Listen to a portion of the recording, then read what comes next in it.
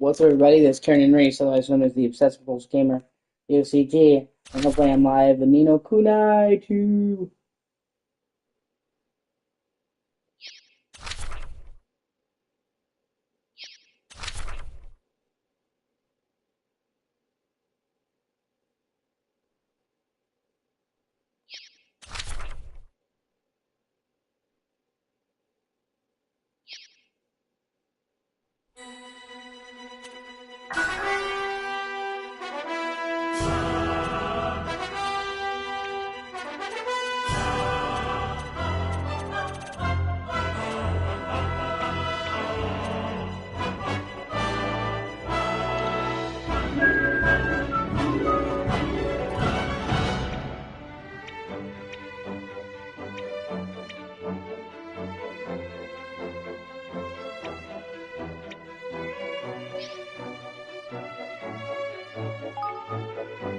Hey.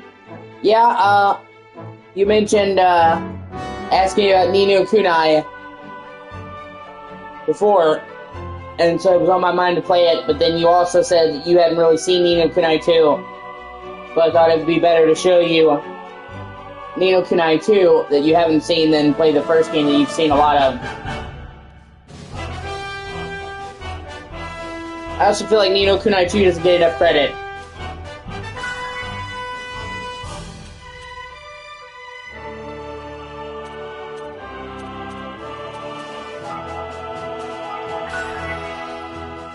I think this is one of the prettiest games to tackle cell shading. Once upon a time, there were two worlds. One was a world torn by endless war, where strong lands devoured weak, and peace was a distant dream. Eventually, only a few great realms remained, glaring at each other across brittle borders. But then came a great king. One who would change this world forever.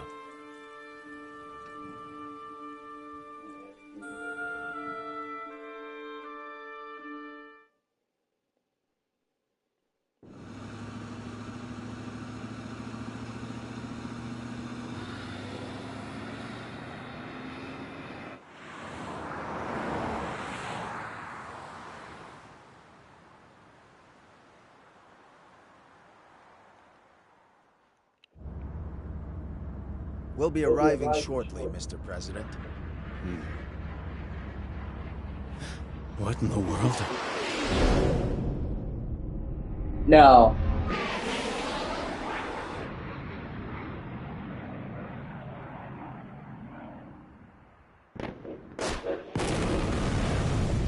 Right, fucking nuke just dropped. I'm just gonna play the default experience.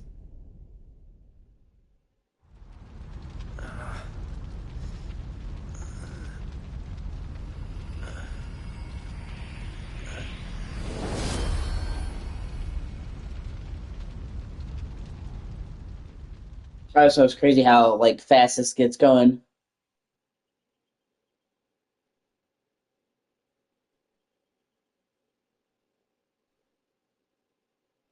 Chapter 1. The Fall of the House of Tildrum.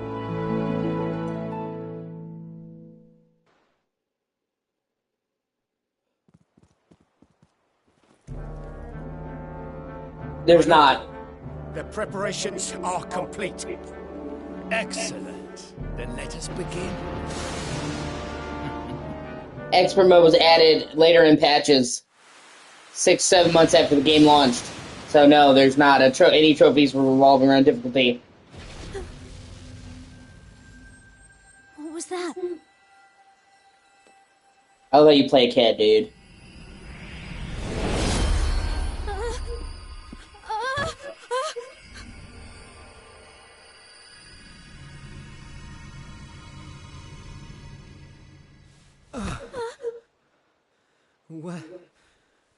What happened?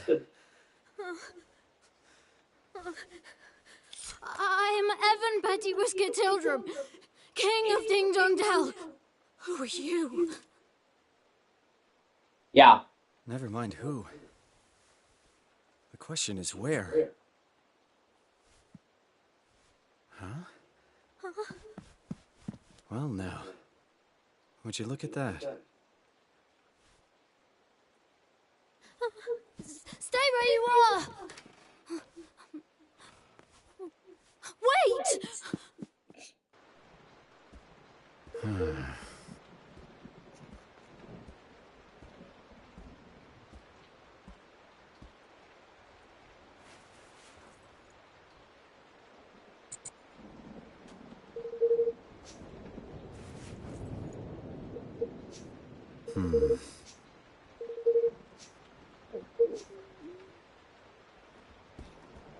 Oh.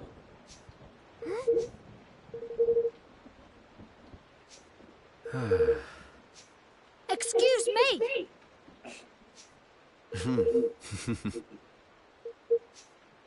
What? What the?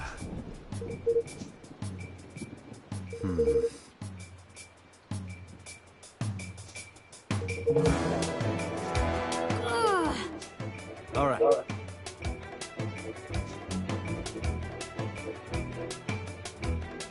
Hey!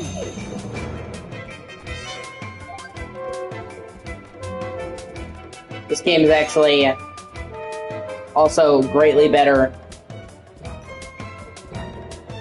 on PS5. The original game, I've said it before, I am a whore for frame rates, not graphics, and nothing will take me out of a game than a shitty frame rate. I always go into games for the sense of immersion, and every time a game lags, it reminds me I'm playing a game. This game originally looked fucking fantastic. It still does actually look amazing. I would say that game is actually one of the best renditions of cel shading video games. Which, I mean, it makes sense. Dark Cloud was one of the first cel shaded games, period. And Dark Cloud 2 more. So, but this game, you know, to its credit, it ran above 30 FPS all the time on the base PS4. And it was often in like the 50 to 60 range, you know, well, 40 to 60, but it was constantly lagging. It felt like, it sounds like such a minor thing, and it was never like it was unplayable because it was in the 50 to 60 range. But it was essentially never stable, ever. There was never a time when it was a perfect lock 60, ever. And when I first played this game, that drove me crazy because it wasn't like, oh, it lagged here, oh, it lagged there. It was constantly lagging. And I would actually rather there be some areas with big lag than the whole game having a lot of little lag. And it kind of frustrated me because at that point I would have just taken a cap to 30 FPS. Like I said, there was no time when it even approached 30, so they had actually put like a 30 FPS cap on it. It would have ran perfect. And it was a very pretty game. But, you know, on PS4 Pro and PS5 by extension, it runs flawlessly at 60. And that, to me, is a game changer.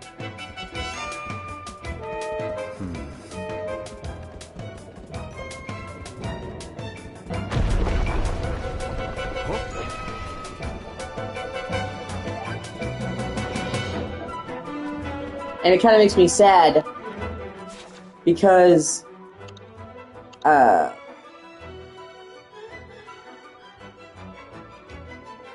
this game gets, I don't think this game gets enough credit. People hate on this game because it wasn't exactly like the first game. The first game was almost like a weird hybrid of like a 3D Pokemon game, what I wanted a 3D Pokemon game to be. And this game ditches the monster hunting aspect entirely.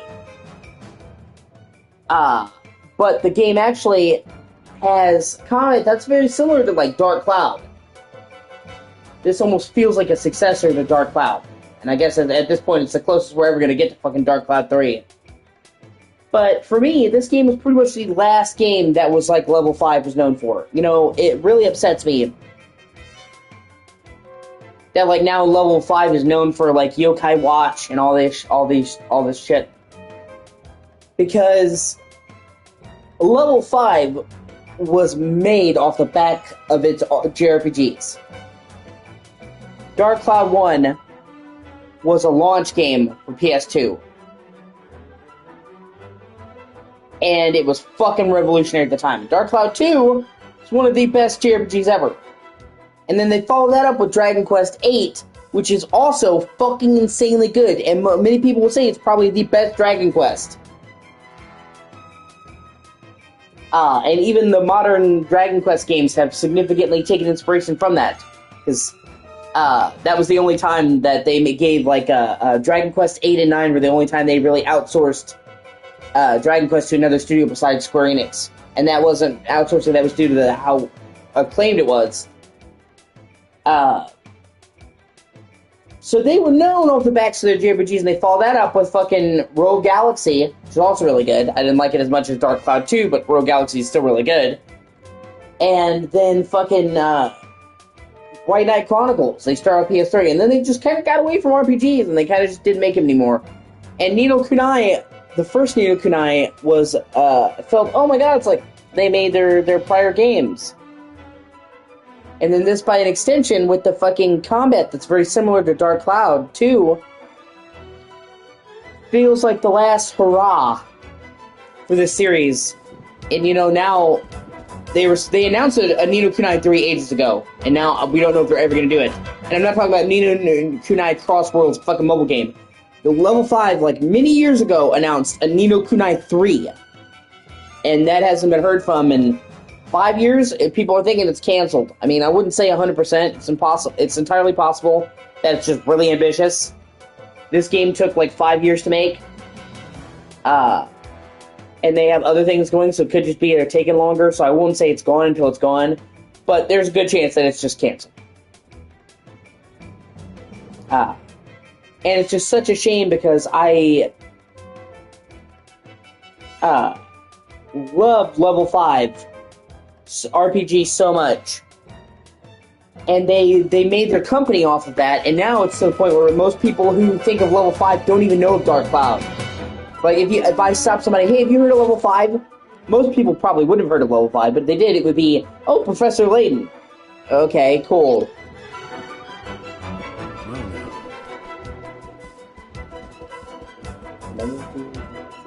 This isn't too easy. Just have to take... Halt! Intruder! You will go no further! Guards! Seize him!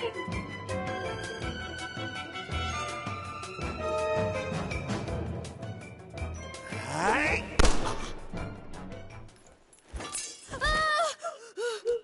That noise! In there! That'll teach me to get trigger happy. They're not here to protect you. Get back.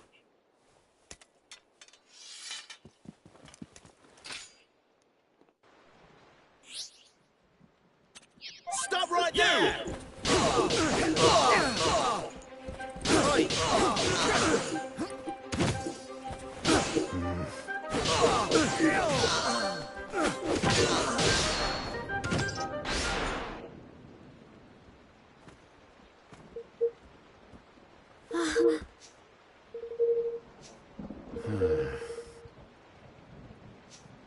What? Hey. What?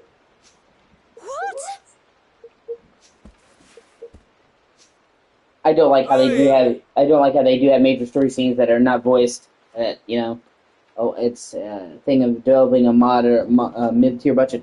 And also, where the fuck is Dragon Quest 12, man? They reconfirmed they're working on it still, and I think Akira Toriyama did his work and designs for it. So that will be his last thing. But like, I'm kind of interested in 12 because Dragon Quest fucking 11 was like, what, 2017, man?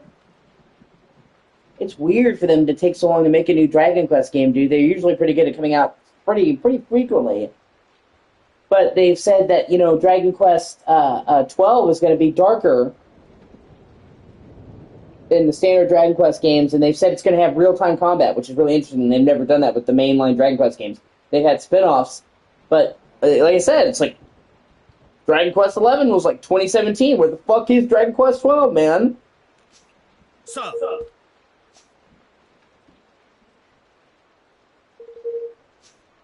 But... Although thankfully we also have, you know, plenty of Dragon Quest games in the meantime. They recently are doing the remakes. To strike, while our enemy was preoccupied with preparations for the ceremony.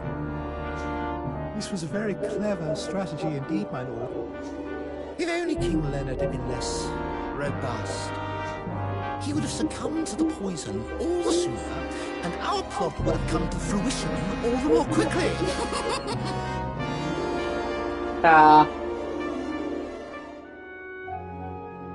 Well, in this sense, he's just Evan is just naive. What does it matter now? Did we not plan for just such stubbornness on his part? King Leonard's untimely demise was effected without a hitch. Now the only obstacle remaining is the boy. Yes, my lord. And once he is eliminated, the throne will be ours for the taking.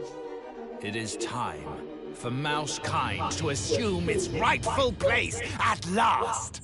Yeah, I love how like the whole like a huge portion of this game's story is cats versus mice. Cats for the win!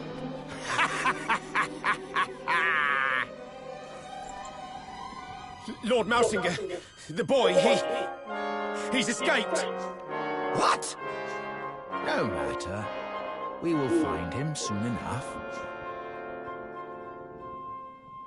Or rather, the Black Knight will.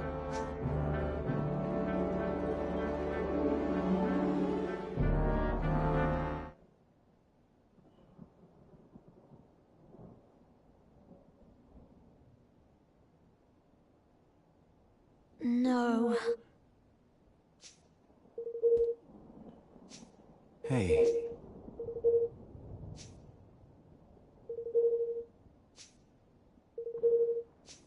Mm-hmm.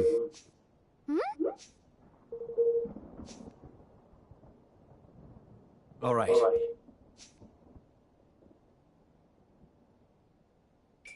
Just for the record, I'm not skipping the dialogue. I actually had some people think that I wasn't reading it. I actually can read very, very fast.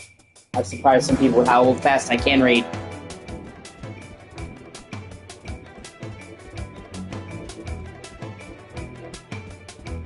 Over there!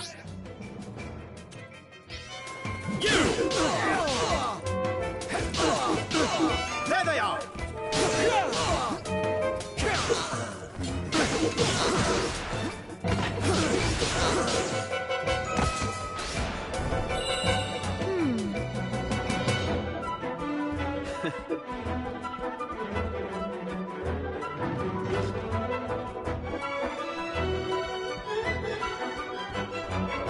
Hey! What is it?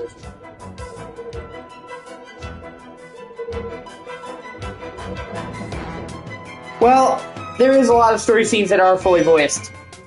It's incidental scenes like this that aren't voiced. Yes!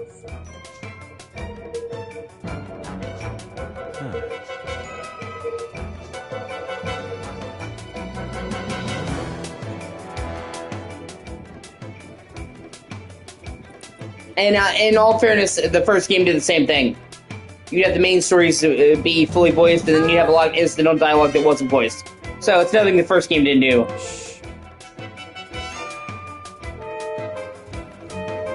But the art style for this game is actually really, really pretty.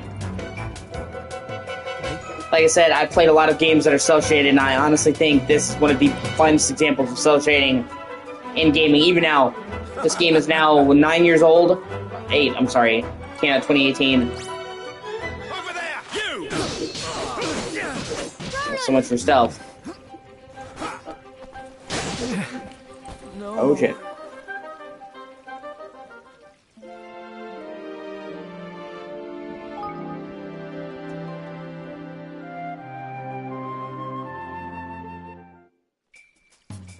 They weren't fucking around. Holy shit.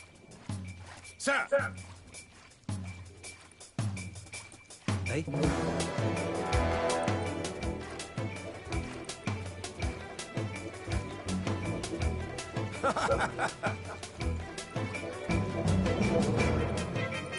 Thankfully, they don't make a habit out of this. This is literally the only time in this game where you need to stealth. Stealth.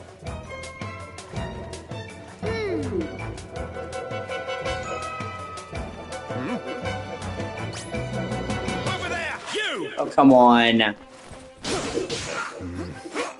Shit.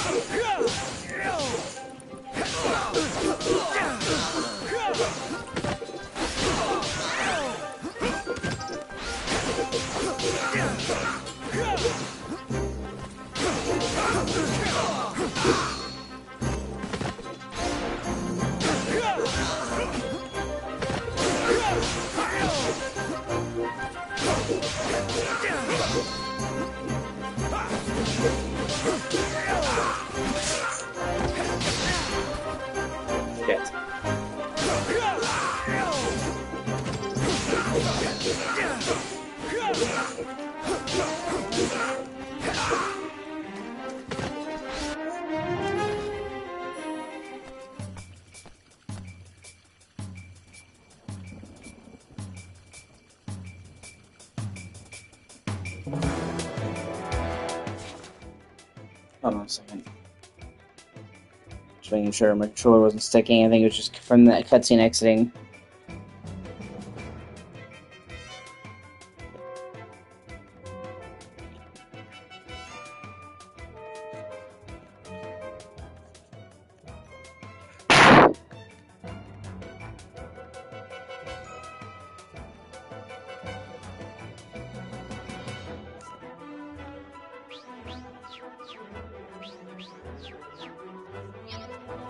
Test it.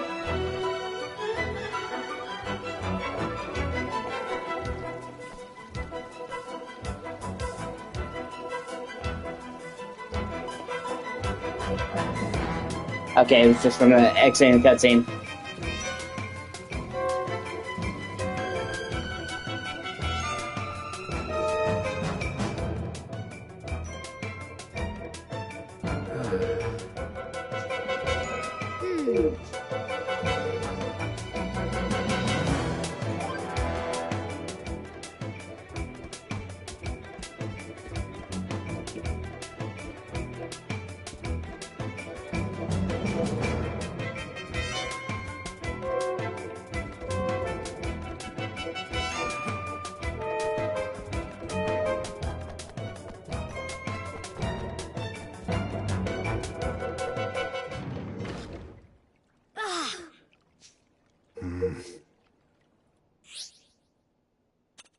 Over there!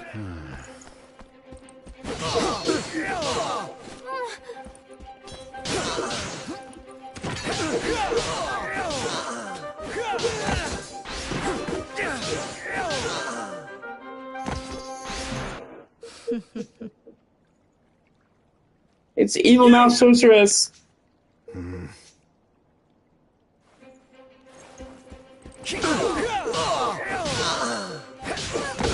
Oh wow. Well, that's actually your name. Holy shit. Okay.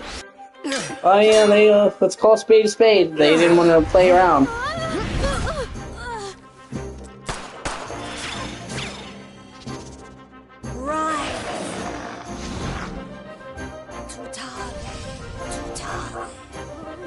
Looks like the end of the road.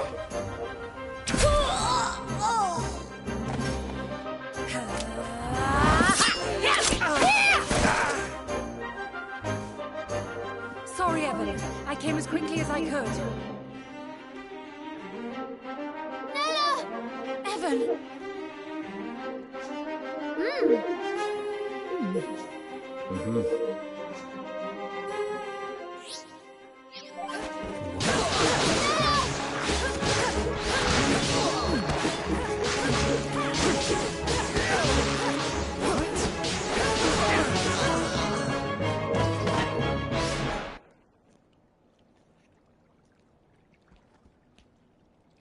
Thanks.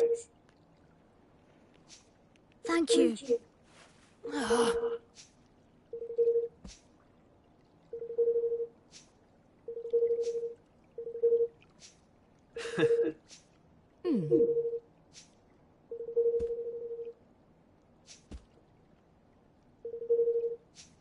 Yes.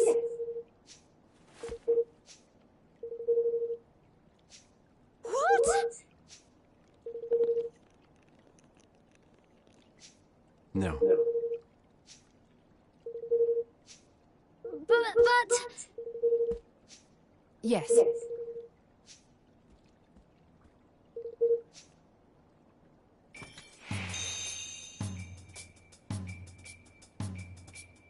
See, like, just the way the rain looks lapping over the surface of the dome. This game's art style looks so great.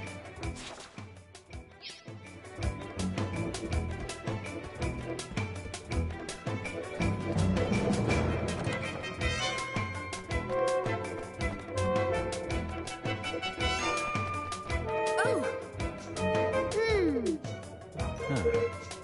Yeah.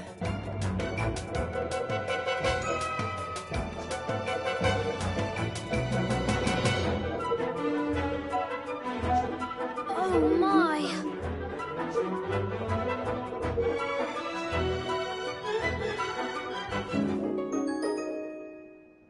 Thanks.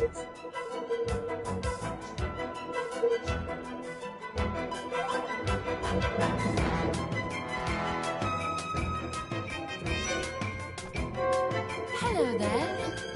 Yeah.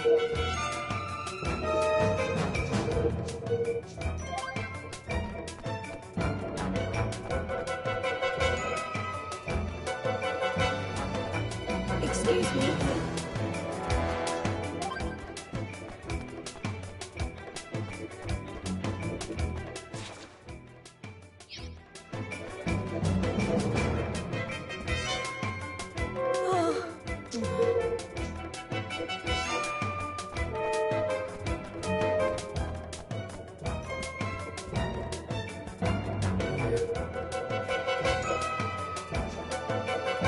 Hey, I forgot they don't call them cats; they call them Grimalkin.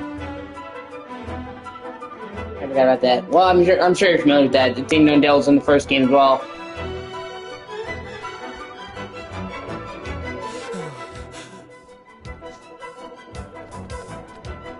Oh!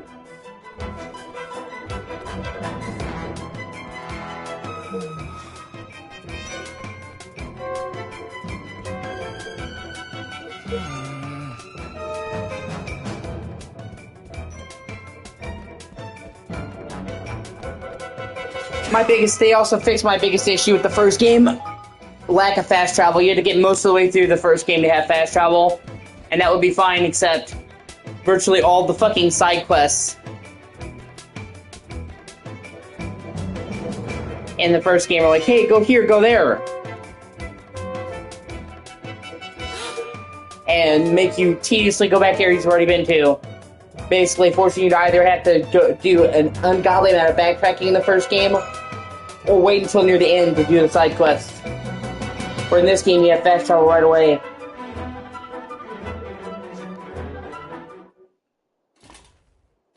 It's the Black Knight!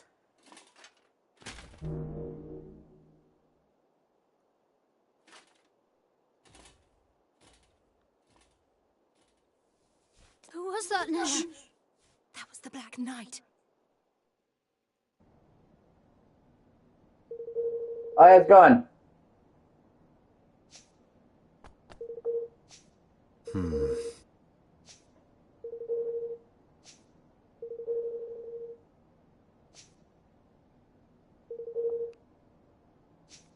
Oh!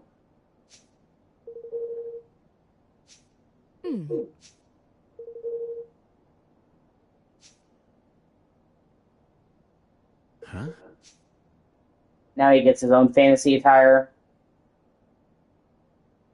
Well, you fit in a little bit better now. Say, Oh! what is it? Wow. Now, Yeah, you can have 3 different weapons and swap between them.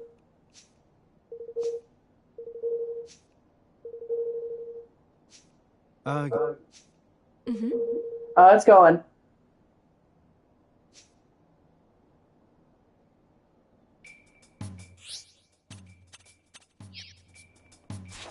And you have skills for different weapons. I mean, the combat in this game is going to win awards.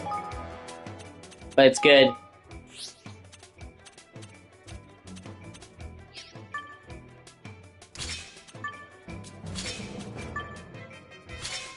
I love like him wearing a medieval weapon. I love the fact of him having like a medieval outfit and then just a fucking Glock. Like, that's how I imagine a time traveler.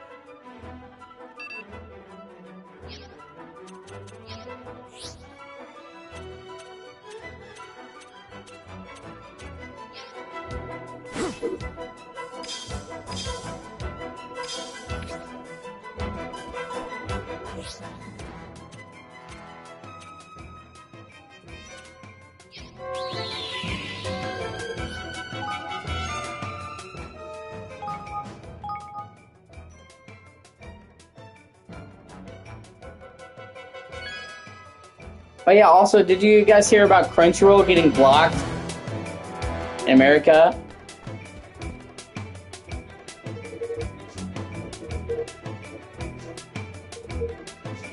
Thanks.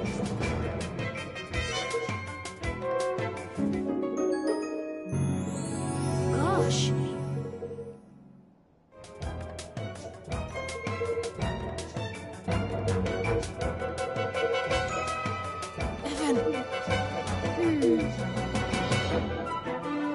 Honestly, I feel like every time I hear about Crunchyroll, they're doing some stupid shit.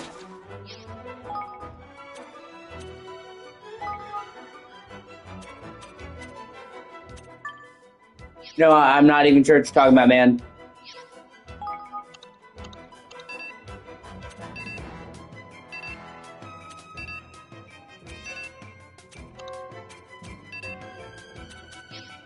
Okay, I don't have any skills yet.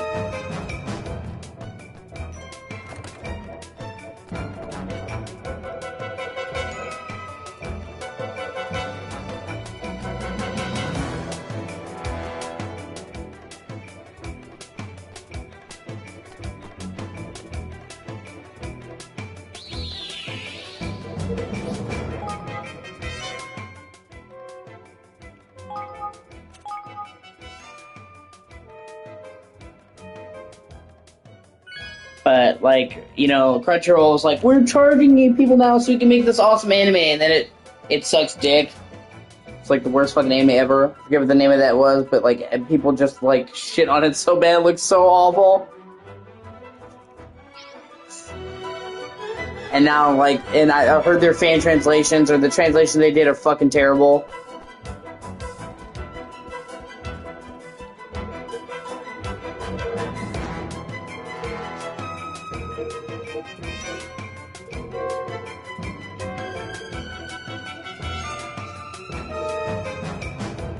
Oh, yeah. Okay, I have heard about that. I'm sorry, I wasn't even thinking about his shirt, yeah. Apparently, the whole reason for that is because that dude thought that somehow he was being the hero, and that this guy's daughter was kidnapped. And he was gonna save her. So, like, in that guy's mind, he was being Billy Bass. So weird, man.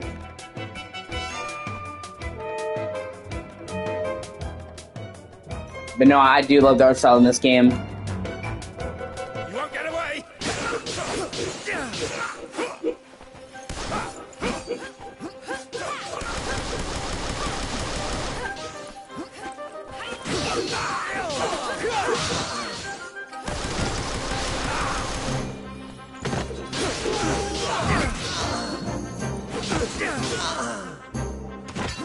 you're not hurt, are you?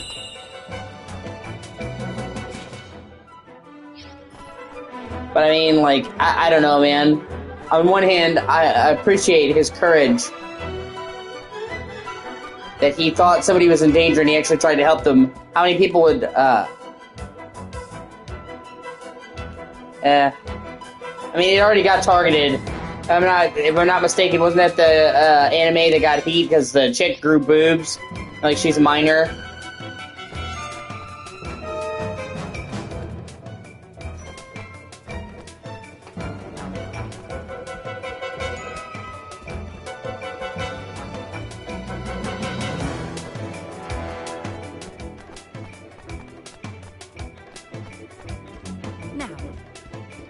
So it's no stranger to controversy, is my point. Huh.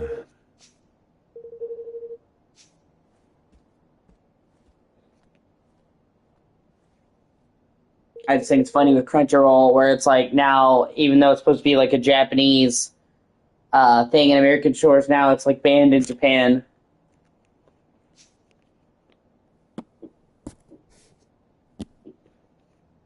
I mean, I guess. I don't think most people are talking about the anime. Gosh. Now. Most people are talking about his, frankly, insane behavior. I don't think him happening to wear that shirt, anybody's gonna give a shit, honestly.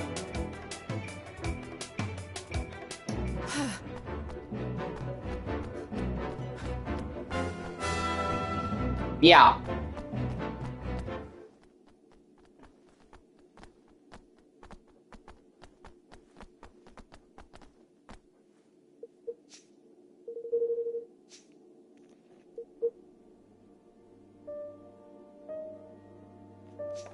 No.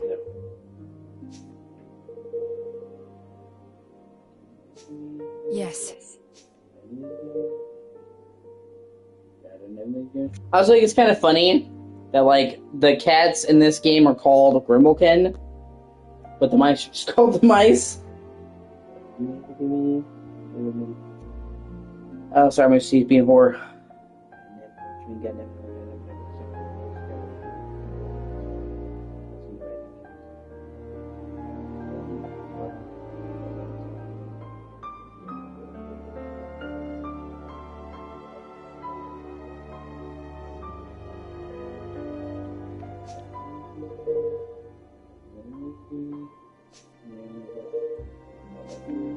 Oh.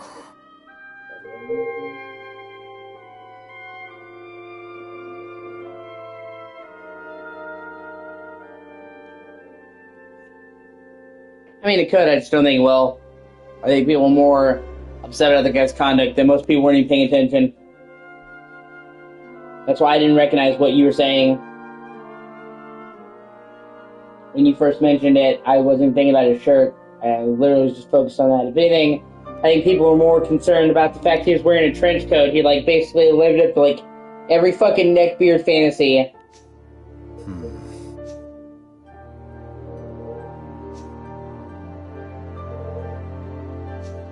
What?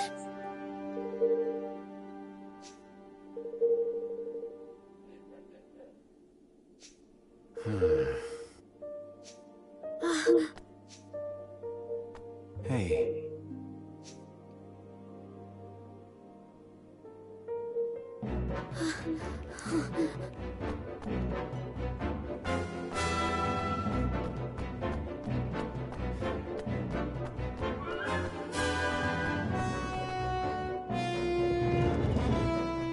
Look at that.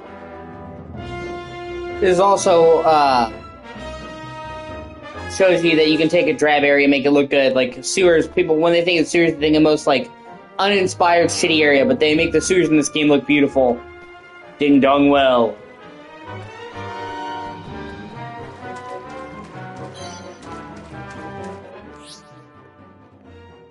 This will be over soon.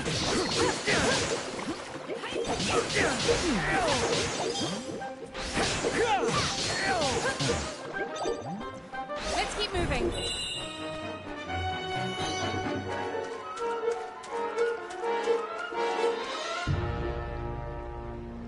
Hey.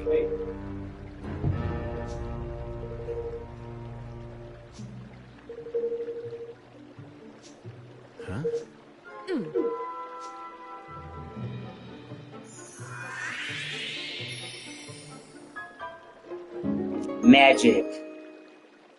What the?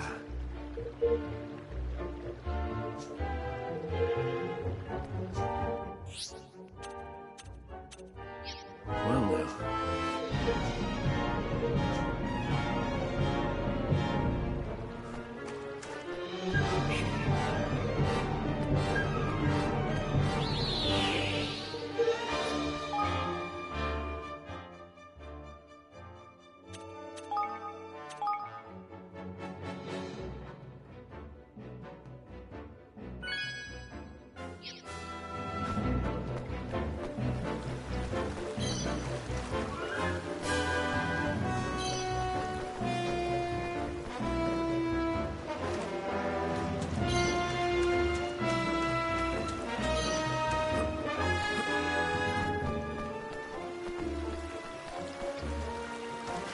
I also think this game is kind of like a nice oddity because usually when you see games with associated art style, they usually do it partially because it's much easier to make a game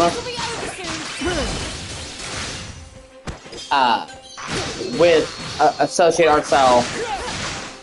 But then you occasionally see games that are higher budgeted, like this with art style, that just really show what they can do.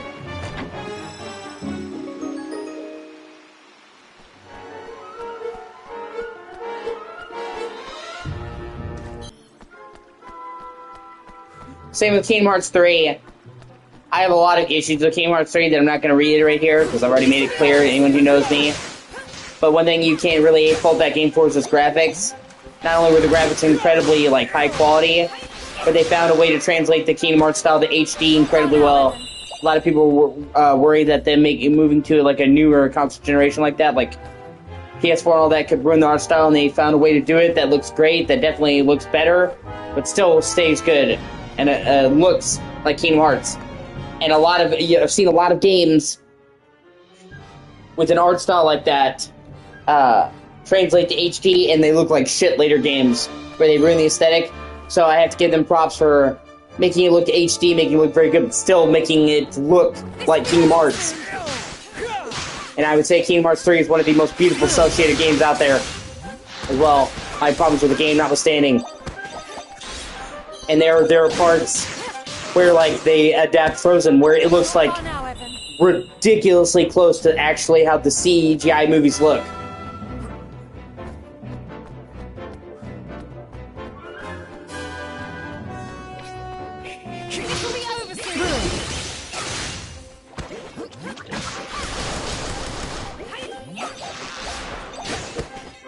Let's keep moving.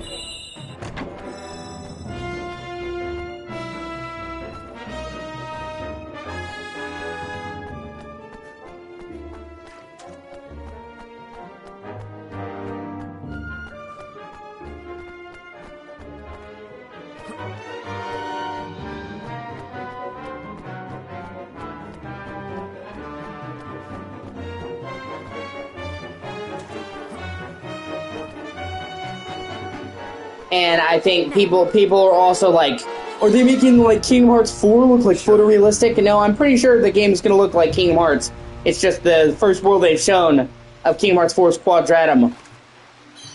It's kind of like how they went, you know, like, in Kingdom Hearts 2 or 3 when they did Pirates of the Caribbean, it looked more realistic because it was a ship based in real life. Just the world.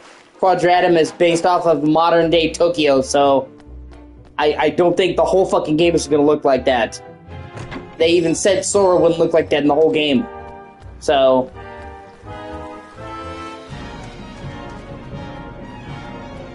This will be over soon. You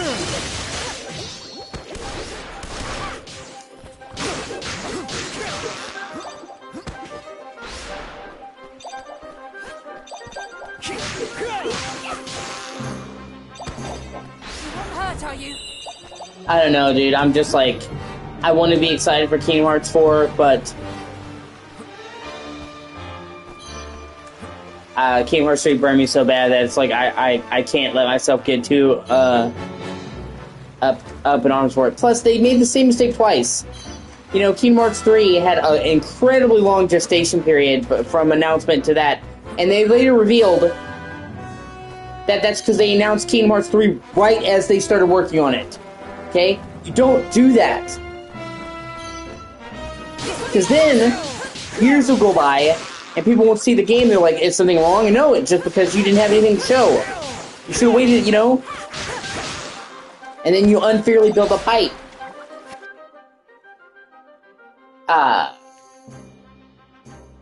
That you can't meet. You should announce the game when it's nearly done. Like I said, it's a careful art. But if you ask me, the proper way to do it is you announce the game 6 months before it comes out. By that point, the game is totally finished. When you get to the last 6 months of a game, it's simply beta polishing. The game is playable start to finish. You're not going to change the content. It's locked in. And 6 months gives you time to build up hype. Gives people time to request time off work.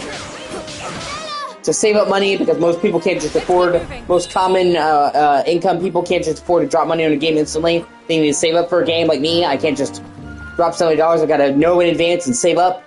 So it gives them time to save up and get hype without letting it go too cold.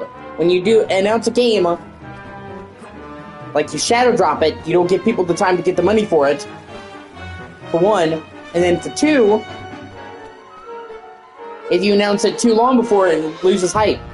And considering it's now been like 4 fucking years that we haven't even seen anything of Kingdom Hearts 4, I'm gonna assume they did the same thing, and they showed off Kingdom Hearts 4 right when they first started working on it. Despite Tetsuya Nomura stating that, oh, we announced Kingdom Hearts 3 too early. So you'd think they would have learned their lesson, but no. It's also entirely possible that his focus is on Final Fantasy VII. I'm sure. Well, I'm sure it is. He is a huge part of the remake trilogy, which is kind of funny too, because people try to associate Tetsuya Nomura with it, but all he did was design the characters.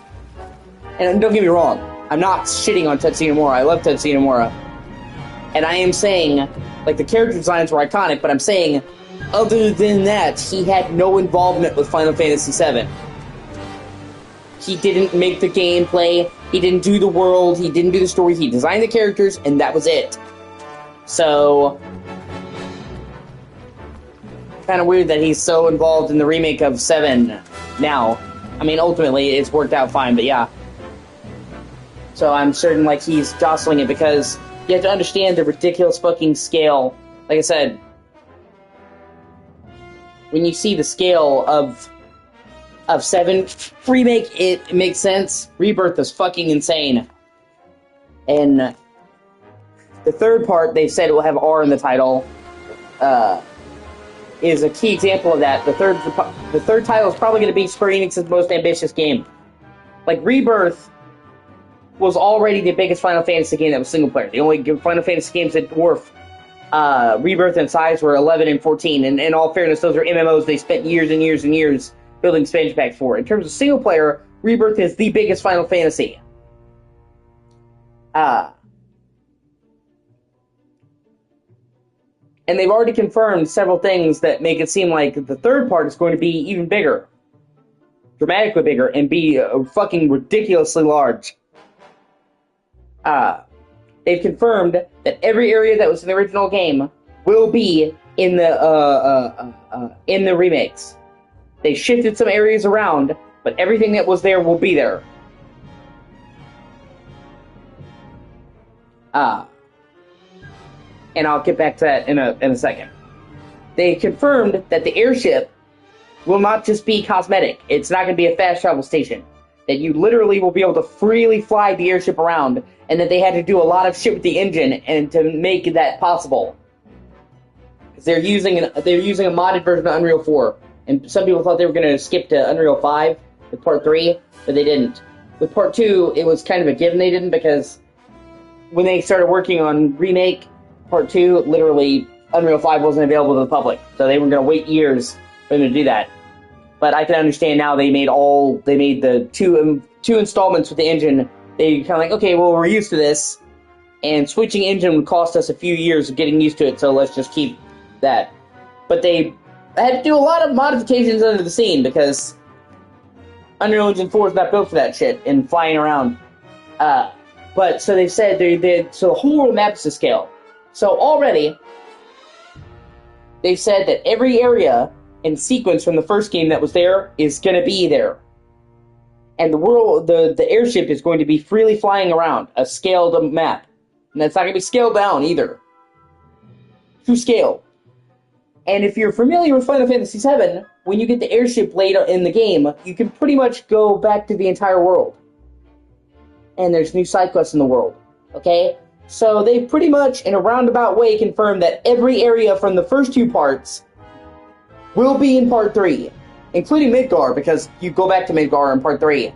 In the original game, it's optional. You go back to Midgar, and they already said everything's going to be there. So, already, we're talking about a ridiculous scale. Like I just said, Rebirth was fucking enormous. And we're now saying that pretty much every area from Rebirth is going to be here, and Midgar from Part 1, on top of new areas.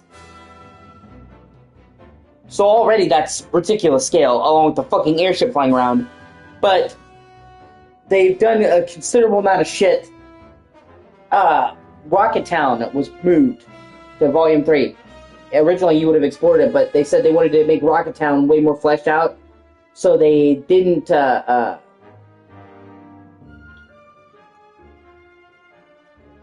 get rid of it, they just pushed it back to Volume 3. Rocket Town's gonna be there. Icicle Inn. Wutai, and Wutai in particular is undergoing a huge fucking overhaul. Wutai kind of got the short end of the stick originally because it's a big part of lore, like the Wutai War, and they even go into it in Crisis Core. Which, if you haven't played Crisis Core, I highly recommend that you play Crisis Core. It's a fantastic game, super underrated.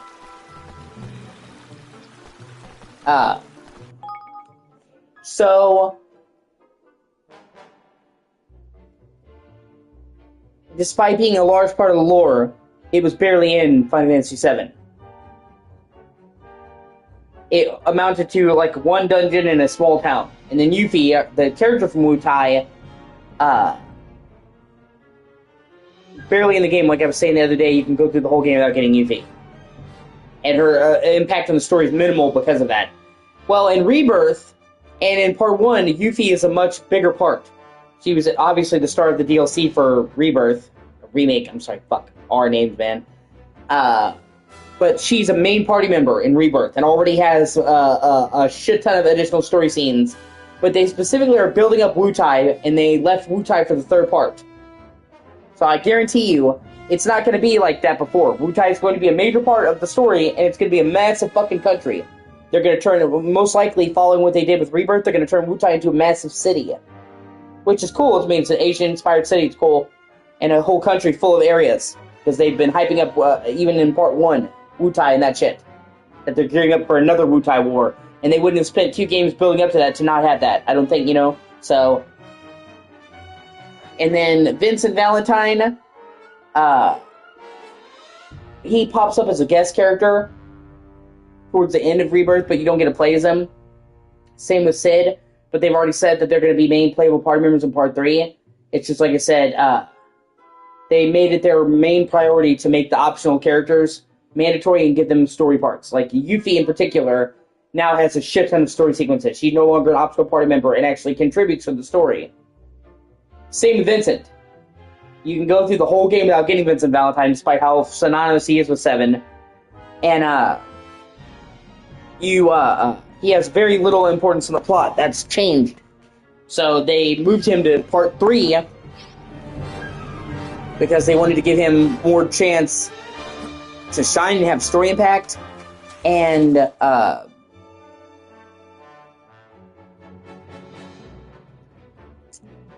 you get him so late anyway. You know what I mean? Like, you get him very... If they had made Vincent a playable character, you would have gotten him, like, right at the end of the game. Pretty much going back to Nibelheim is, like, the last thing you do in Rebirth before you go to the City of the Ancients that locks you in. So, he wouldn't have had time to be fully fleshed out with them doing Cat Sith and Yuffie, and then dropping him at the very end of the game. So it makes sense to move into Part 3, but all that's going to be there. So I'm saying, then there's the whole snowy continent. I have a feeling that's going to be overhauled, because in the original game, despite it being the entire North Continent of the fucking world, there's really not much there. You have the Icicle Inn, which is a town, but it's really just the inn. I've got a fan theory about that. A game theory! And then you have the forest. The ending, the frozen wastes. I have a feeling they're going to greatly expand that. And I mean, they should. It's like an entire, continent that's, barely there. But my theory is they're going to make that Icicle Inn Medeoheim. In the original game, you explore the Icicle Inn, and it's just the inn and, one building around it. There's hardly diddly-dick there. And then in Crisis Core, you explore a town in the northern continent that's almost on the same part of the map as the Icicle Inn, but it's an older town called Medeoheim. And there's actually a really cool mission there. So, many people have speculated for years that the Icicle Inn is part of Medeoheim. And I'm pretty sure that's what they're going to do. Because, literally, like I said, if you've seen what they've done with Rebirth, with Remake, they've taken every area from the original game and they've fucking XXL'd it. Calm went from a tiny fucking town with little importance to this big-ass castle city. So, I don't think they're going to have this major town be just 2 buildings and an inn. They've already set the precedent for a town in Crisis Core. It will connect to the lore. And fucking Zack's going to be in Part 3. So I'm pretty sure they're just the Icicle Inn's going to be Medeoheim. Same with how they brought Gungaga back into,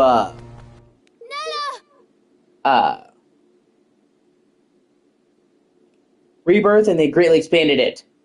Gungaga was Zack's hometown, and in the original game, it literally was 2 buildings and a waterfall, and that was it. And it's a big-ass fucking town in Rebirth.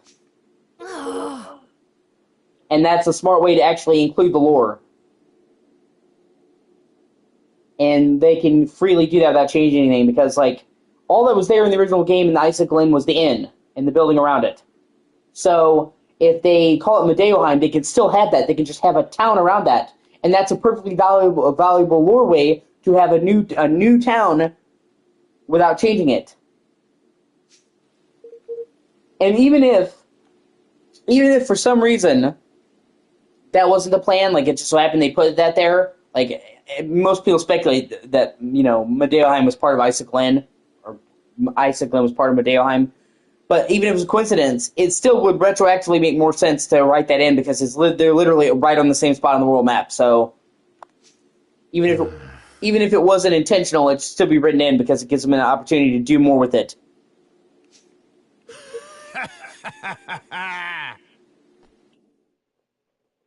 Oh no! There you are, Your Majesty. Much as it pains me, I'm afraid I must ask you to relinquish your life. Mausinger? It is terribly unfortunate, I concede, but your illustrious line ends here, today! There is nowhere to run. Come quietly, and you shall not suffer long. I'll hold him off for as long as I can. Get out of here. Go, now.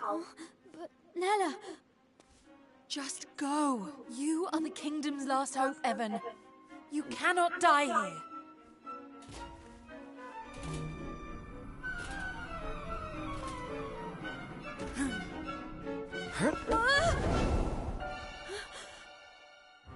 Nella!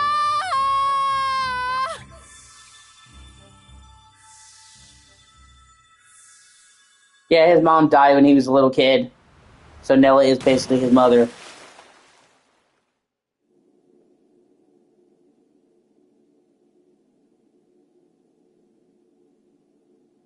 And I know some people have made jokes about why should every JRPG their parents or their parents their town gets burned? And I mean, it's pretty simple. It's a pretty big motivator. when you think about something that would get somebody out of their comfort zone and to go on this epic quest, you need a good reason besides just because. Having your whole family razed to the ground is a pretty big motivator.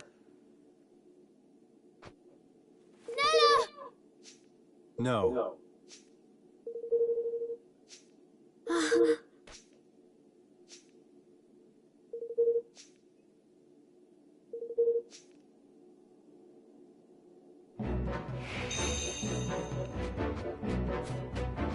And they usually, many RPGs, JRPGs, you're fighting an evil ancient empire. And what better way to make you personally just like the empire than them fucking your town?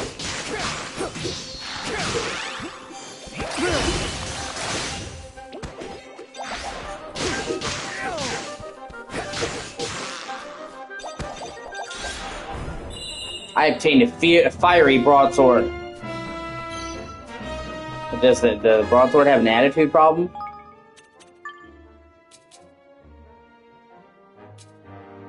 Cool cutlass.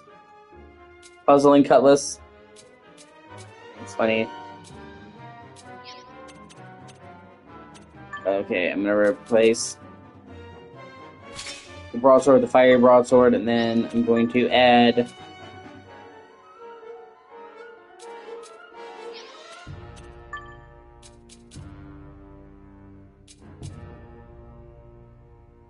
the puzzling cutlass.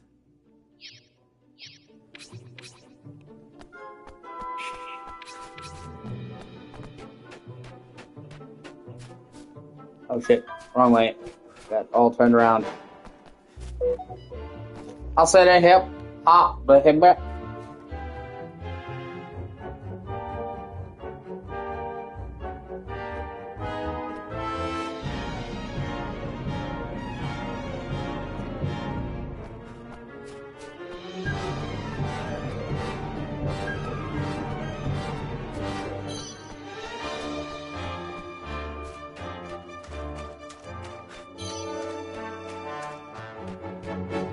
Here goes nothing.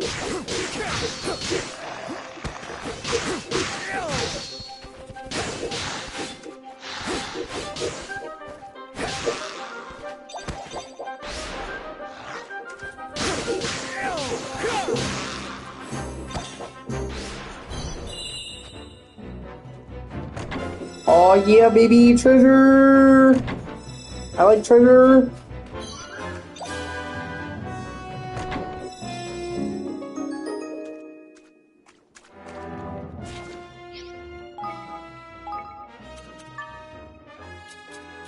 Okay, yeah, the cutlass is bright cutlass.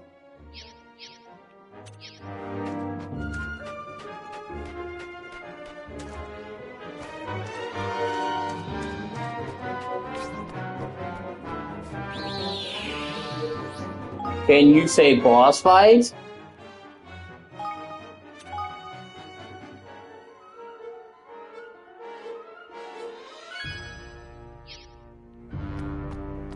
Hey.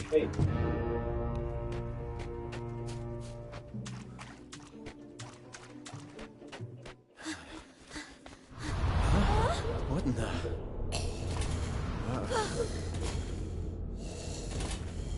I have you now. What are you, fucking Darth Vader? Darth Massinger? The Black Knight. You ready for this?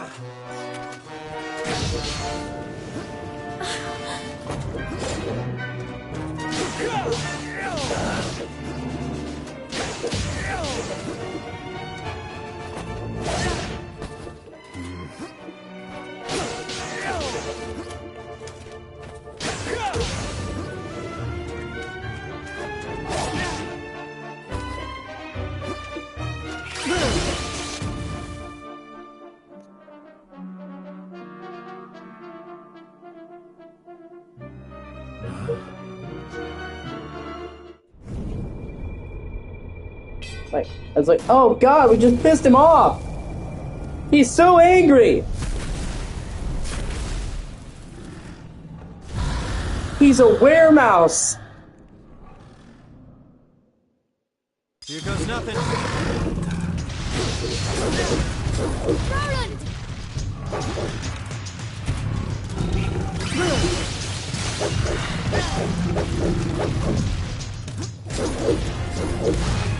Steroids.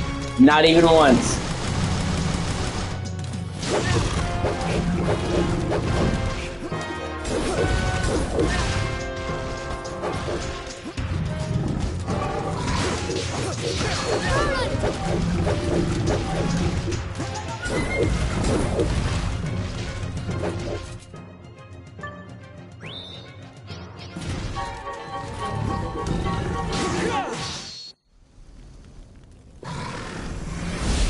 Honestly, it's not even like a were, it's like a centaur.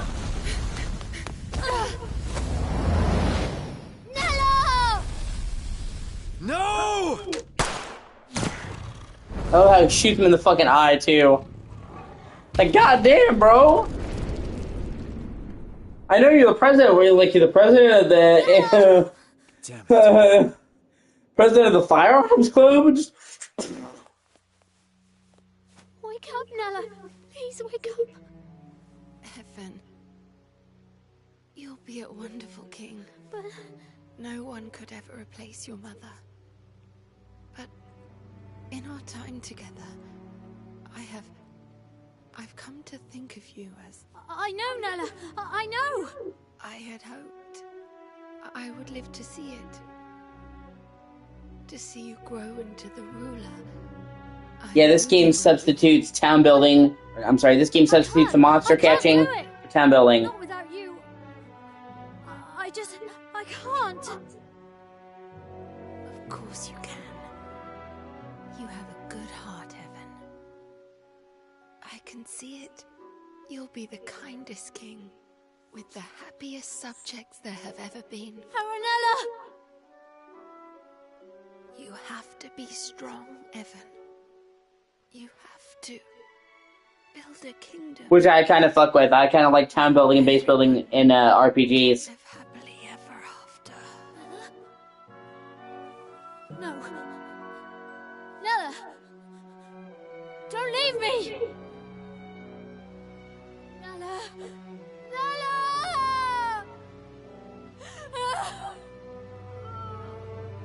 Nella!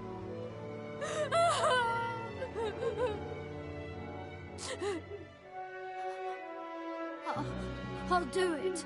I'll try. For you, Nella. We'll build a new kingdom where everyone can be happy. I hear something. This way. Is it there? Evan, we have to leave. Nella!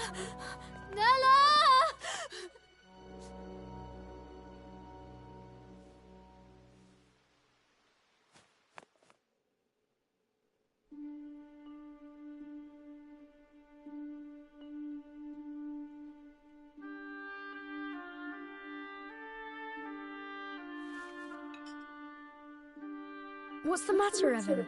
You look sad. I lost someone special. Someone I thought would always be there. Oh, that is sad. But for every ending, there's a new beginning, you know? Really? Of course. You lost someone special, but you also met someone new, didn't you? And you'll be making lots more new friends very soon. Who knows? You may even meet someone who really will be there forever. Which isn't to say things will be easy. Life is never that simple. Oh, it looks like Dragon's Dogma might actually get Dragon's Dogma 2 might actually get an expansion. They noticed on SteamDB that a massive 12 gigabyte update was found, put up in the store, and then taken down. And they were just sharing some second anniversary art. The hellos and goodbyes. Every step on the journey comes with its own challenges and rewards. I suppose. Listen to me talking like a wise old man. Sorry, these aren't my words. They're someone else's. Someone very special. Who?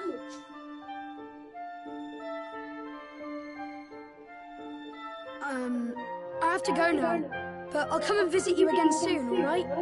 Bye! Wait!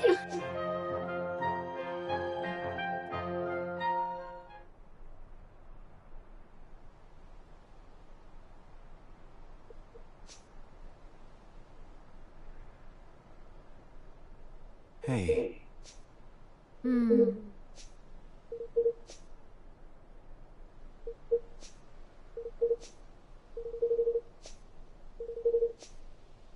Oh.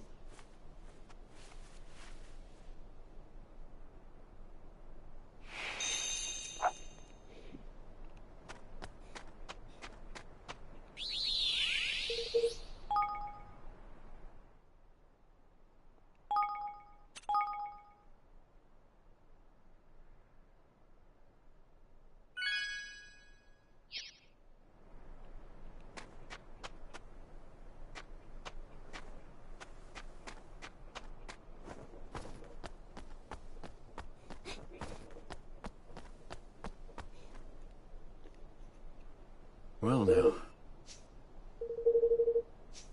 Gosh. Huh.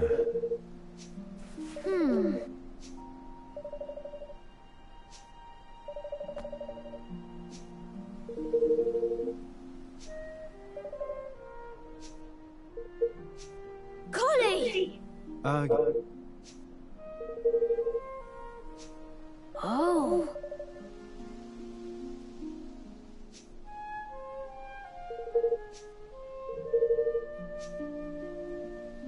Not exactly.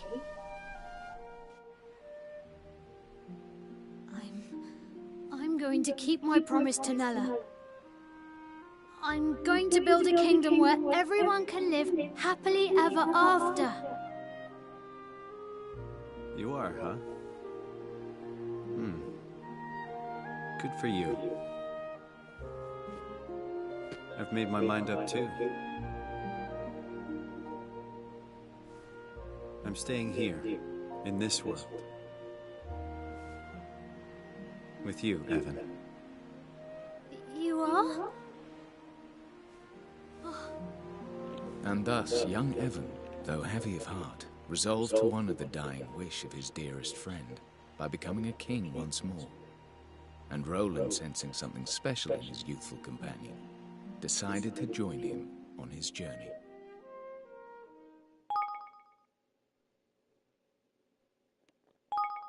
The end of chapter 1. Do.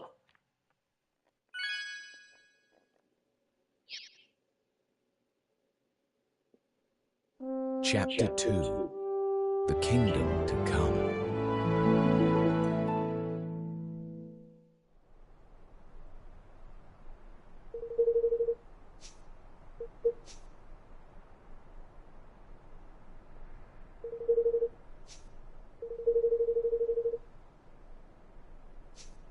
Huh.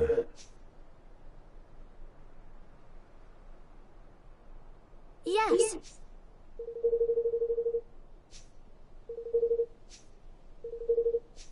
Well now.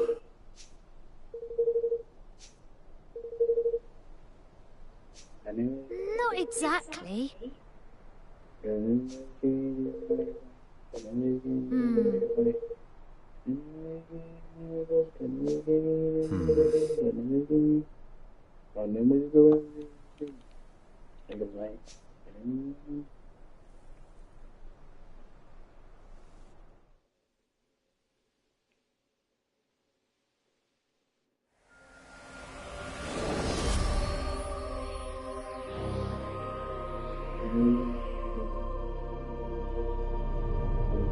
Lady, my dear, has this. And if you do something to make us connected.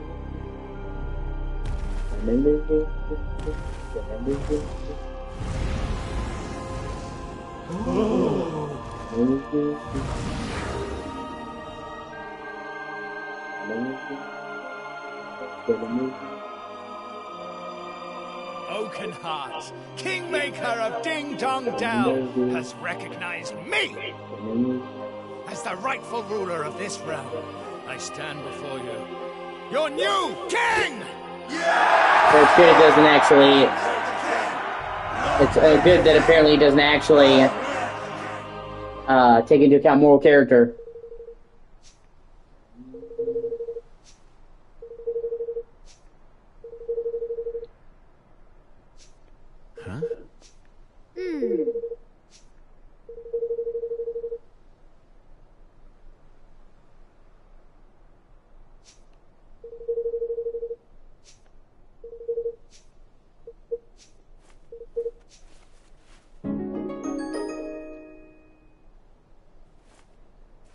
Yeah, we got a cloak now. That's how you know he's serious.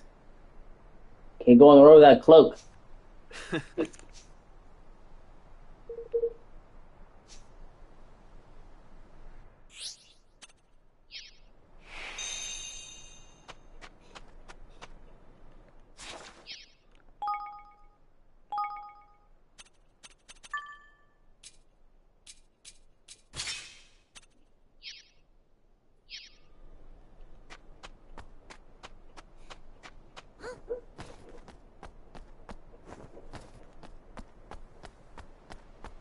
Cool view, though. You actually do get to fully explore the town of Ding Dong Dell. Just comes near the end of this game. Instead of at the beginning, which I guess they did on purpose, and it's a very different town. They used the Kingmakers to actually explain lore inconsistencies. The world map in this game is very different, and they say that Kingmakers have the ability to change the world around them to suit their kings. So they actually give a canon reason why the world map has changed, because this game is like 500, 600 years after the first game, but that still wouldn't be enough for the shape of the fucking Earth to change. Huh?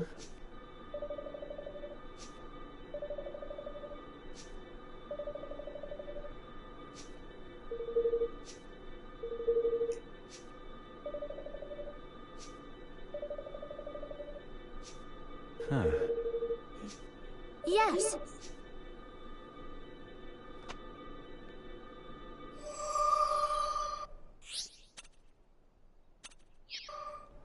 That was cool. I mean, it doesn't matter. You have to have a certain amount of suspension of disbelief anyway. I also like how this game has a world map. I kind of missed having an RPG with world maps. And this game's world map is one of the most beautiful ones.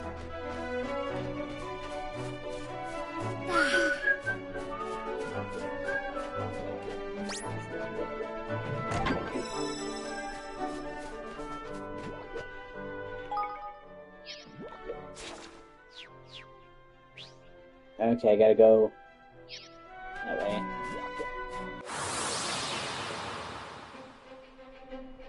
I'll do my best.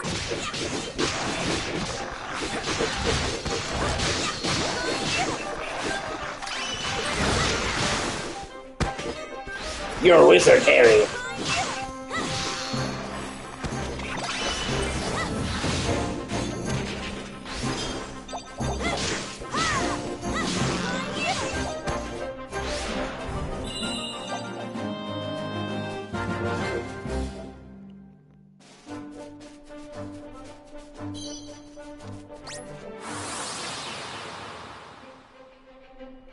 Watch your backs!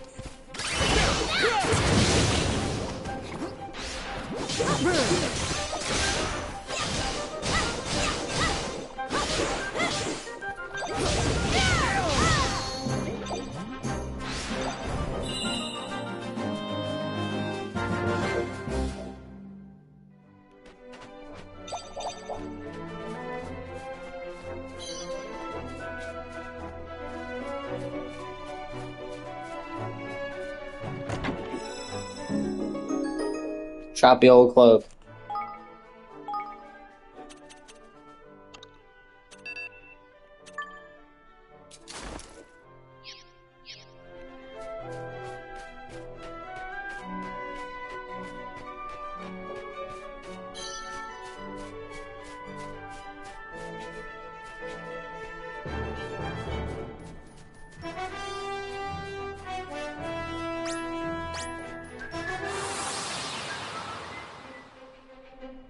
Come on!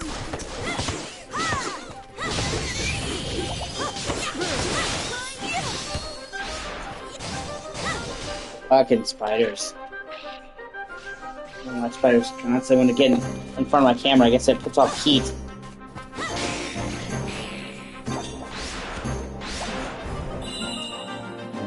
Also, I will applaud them for how quickly the game loads in and out of battle. Even on the base PS4, it was pretty much this quick. Okay, that's level 8, so that's my cue to stay the fuck away from that.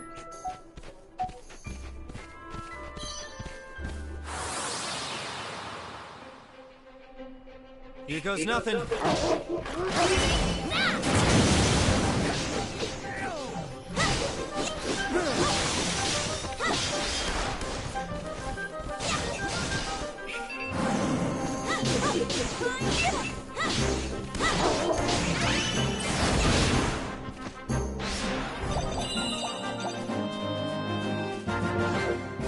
And you see right on their name, means you go the other way.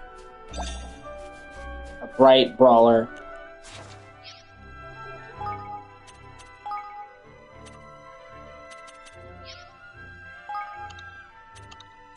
Look at this brawl! Ha ha ha!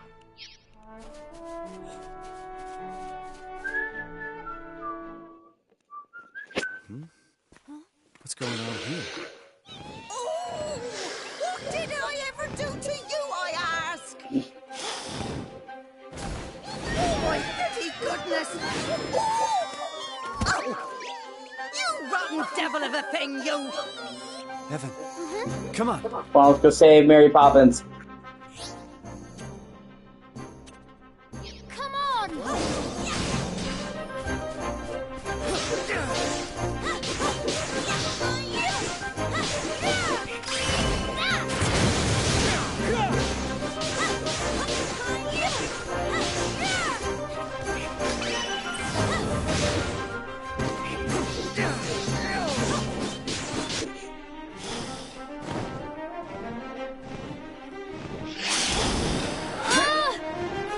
It's coming back!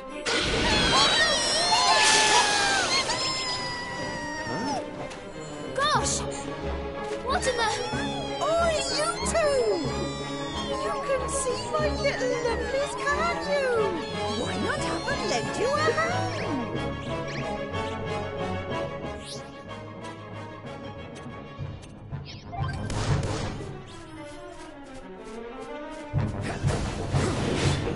Oi!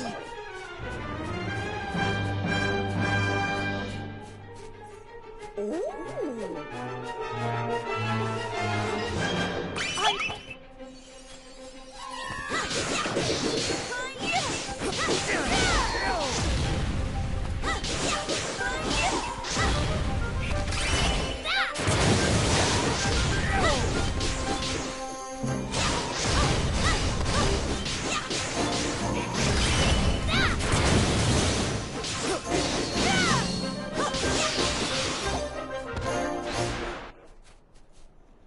Excuse me? Oh my!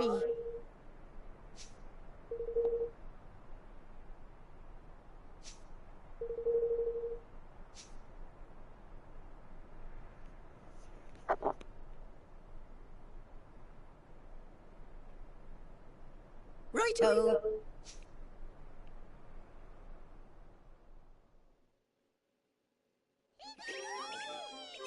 No, get the plate. Pass it gently. Yes, good. Gentle. Dear, pass another one now.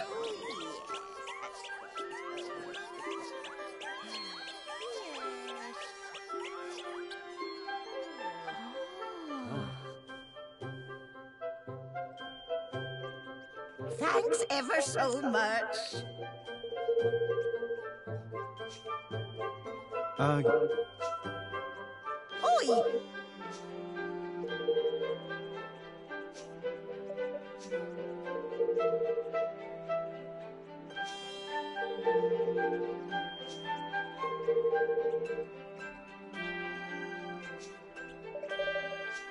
Oh! Huh? Well now.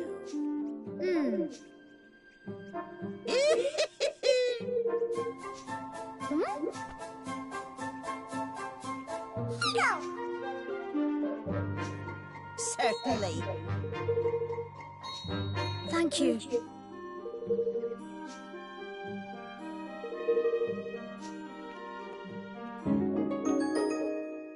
Principal the Righteous.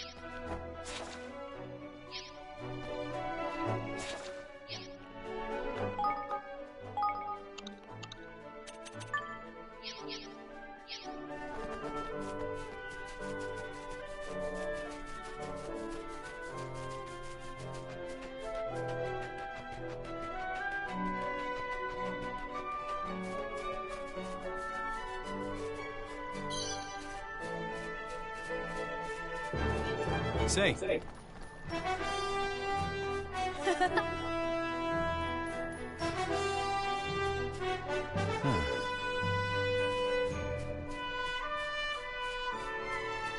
Yeah, Smith, his ears were real. Like, yeah, I'm half cat, bro.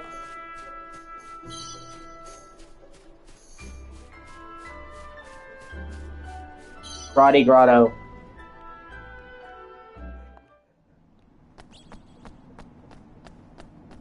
Optional area, nope, they're all red level. Okay, well, I have to remember that for later.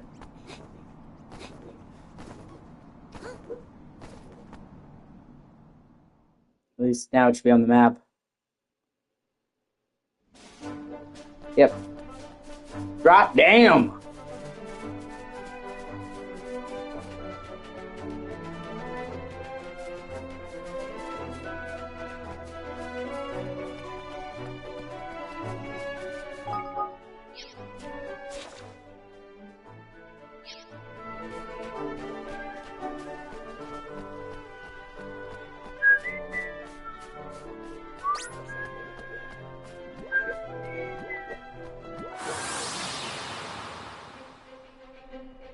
Careful, everyone!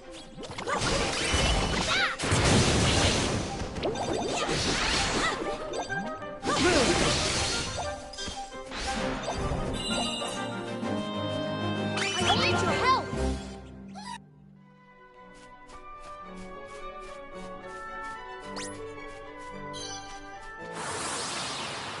Shit. Careful, everyone!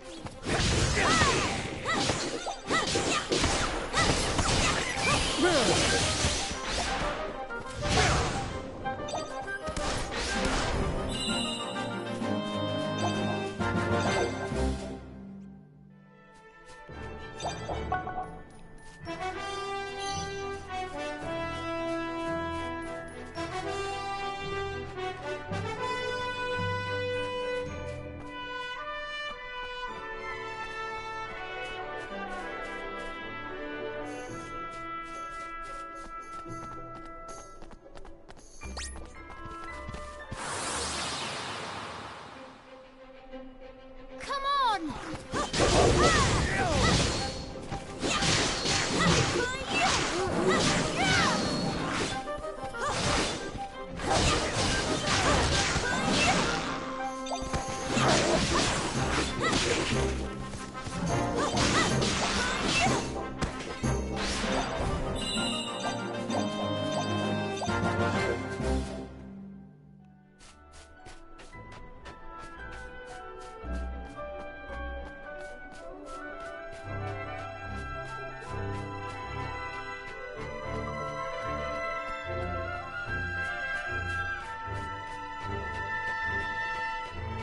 Cloud Coil Canyon.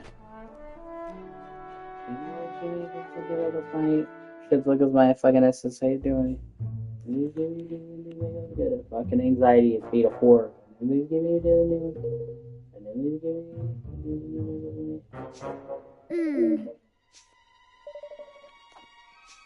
Uh-huh.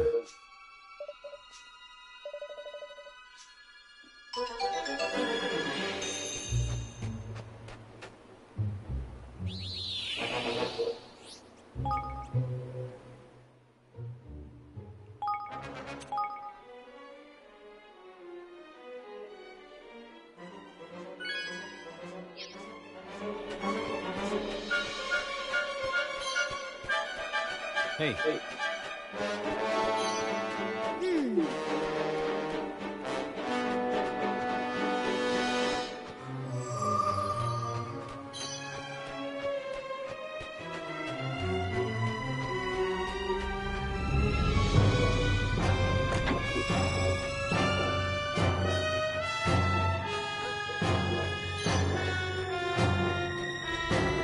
Hello there. Well now.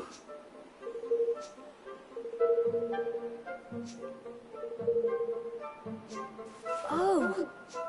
Hey. So yeah, they have a social media site called Leafbook.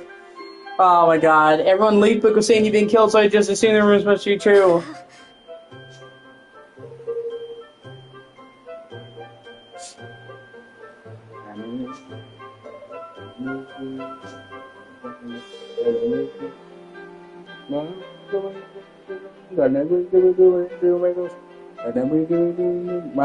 Sorry.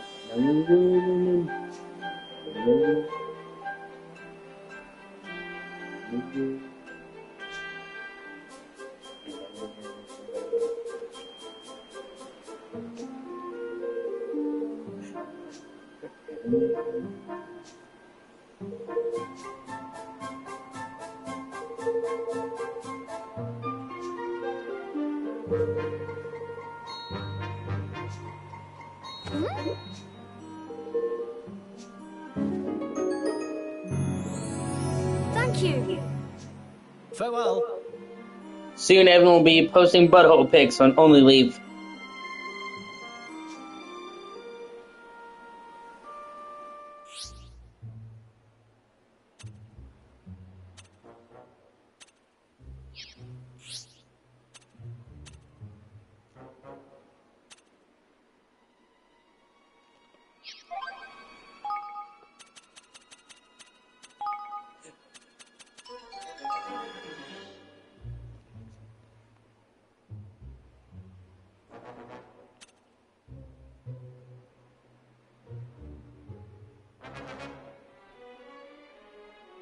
Yeah, that's like an internet forum post.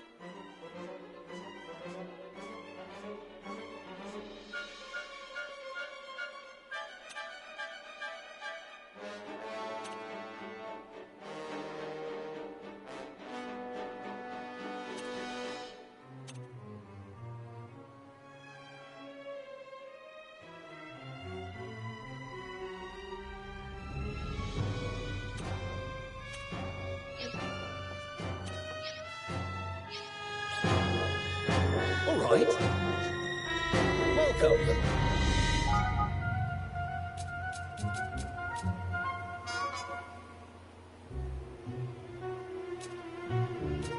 Well, these are, yeah.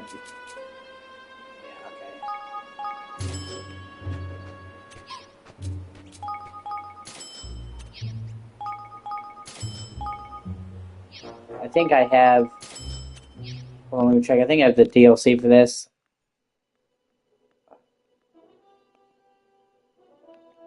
Yeah.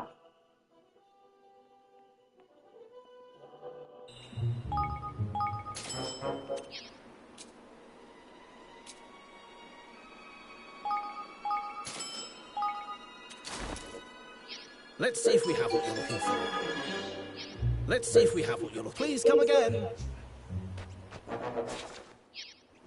Yeah!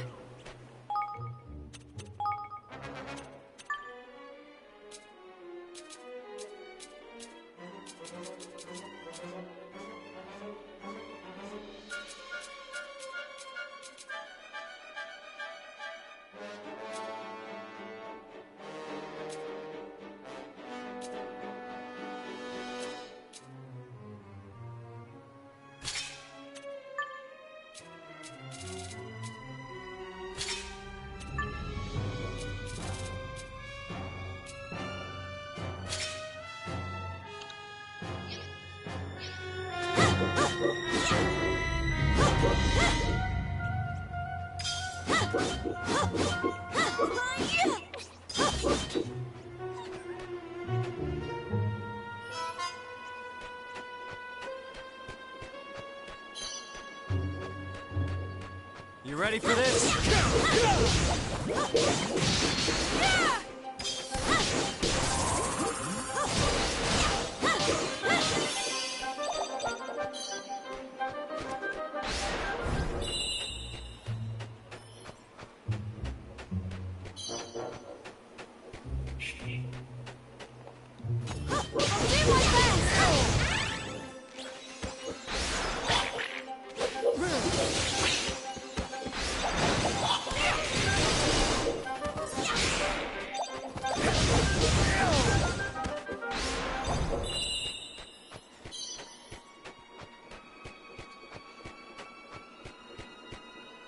Oh my!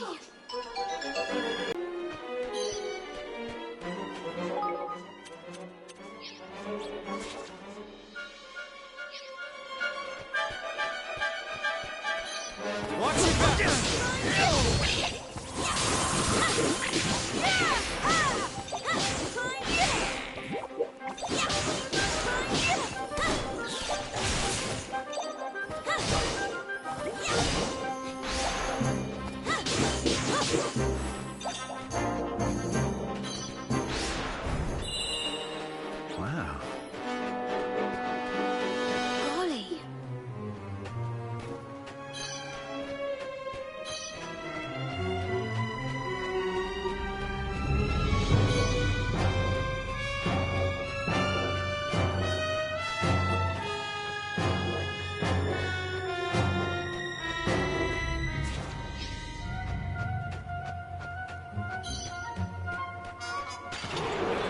Come on!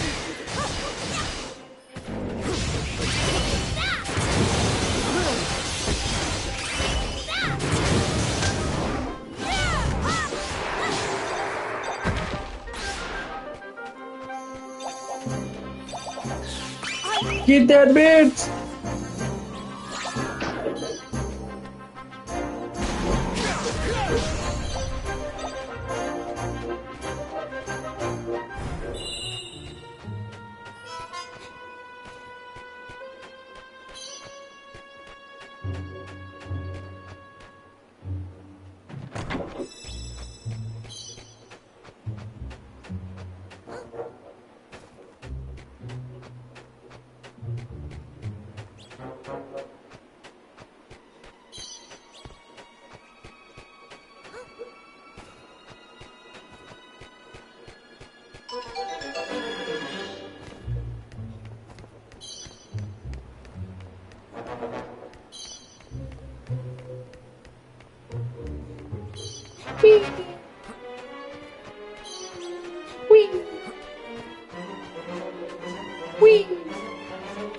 Come on!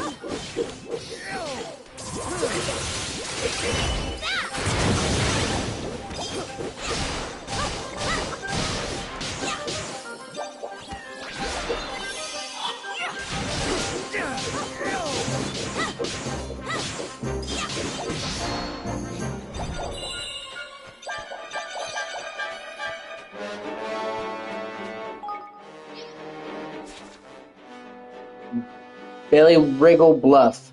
Okay.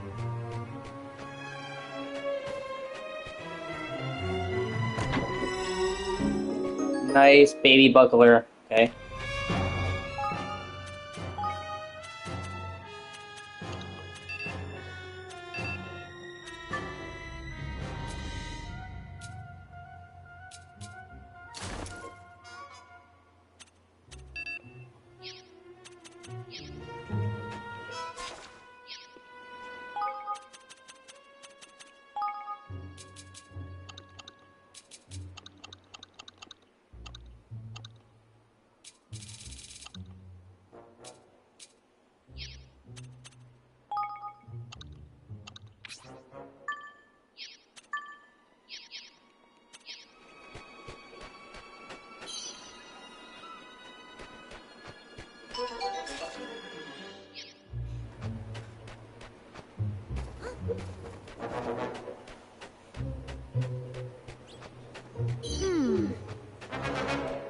Come on!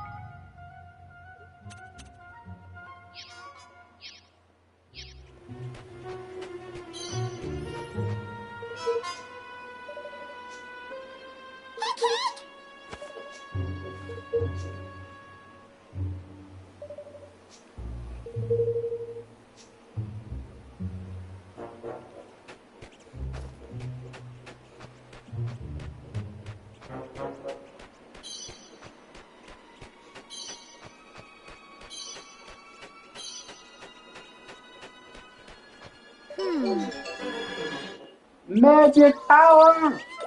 Activate Enid Chuck!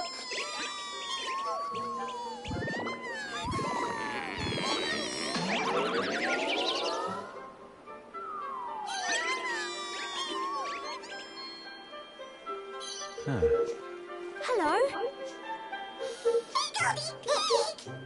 Oh.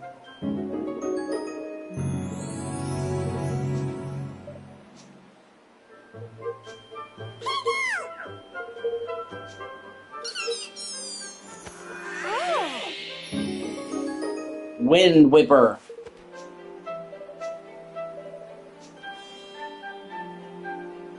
Whip that wind.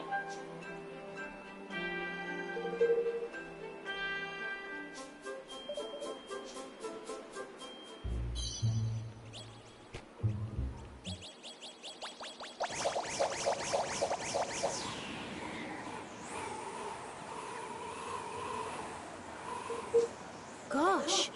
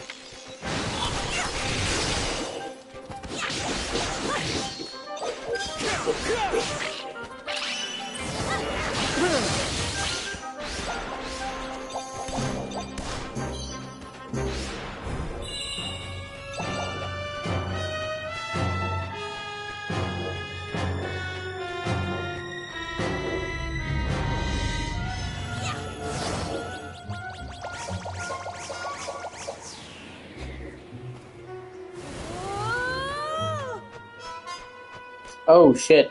Everything up here is level 20. Okay, well then, never mind.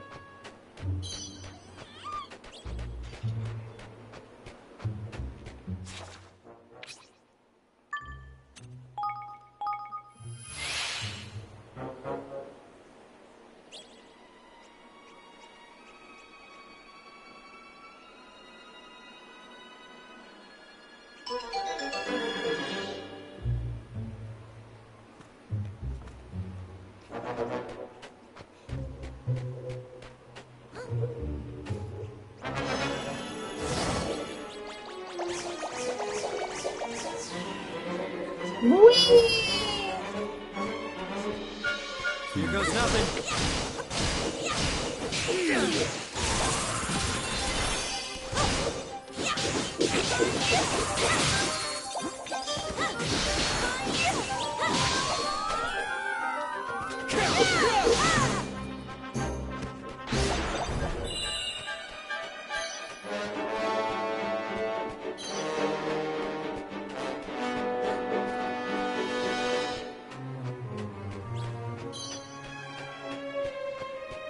I'll do my best.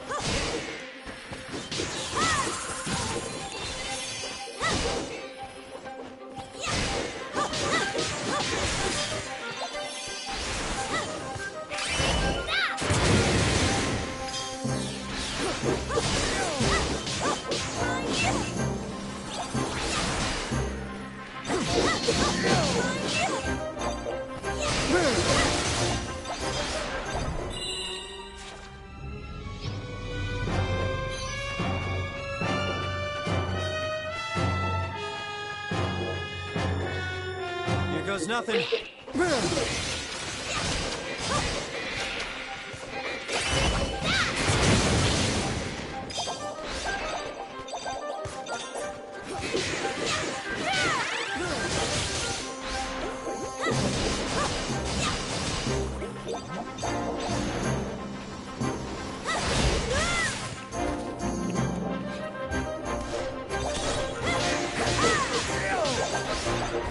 Big old bitch.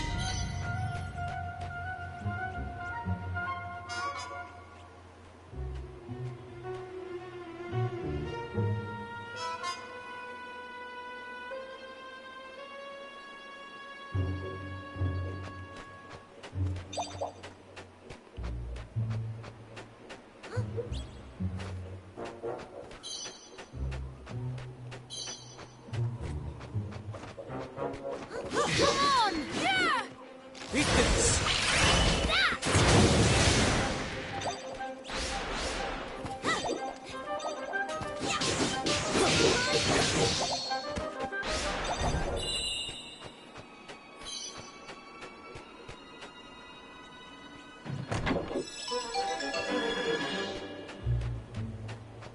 Crab apple tea.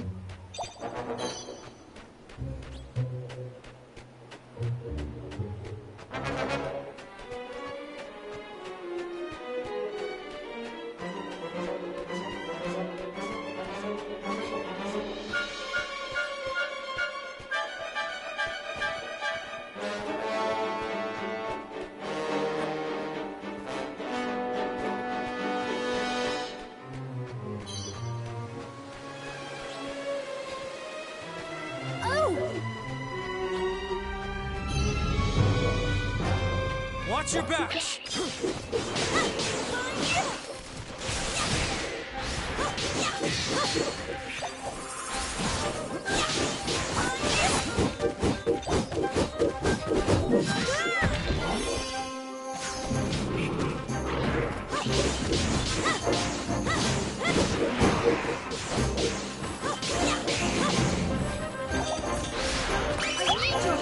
Get that bitch!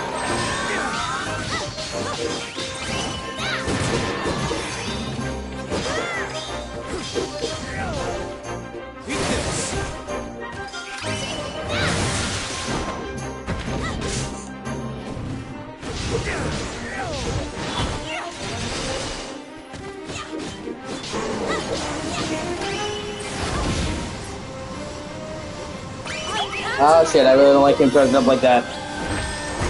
Oh!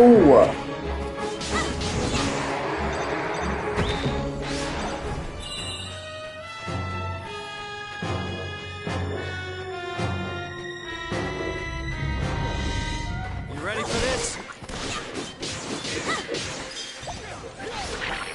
Hold on. Oh, he cut my thunder off. That's disappointing.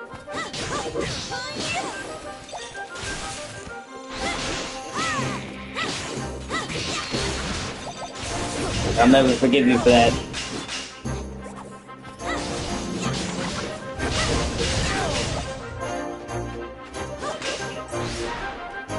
I need your help. I can't believe you've done this, Daniel.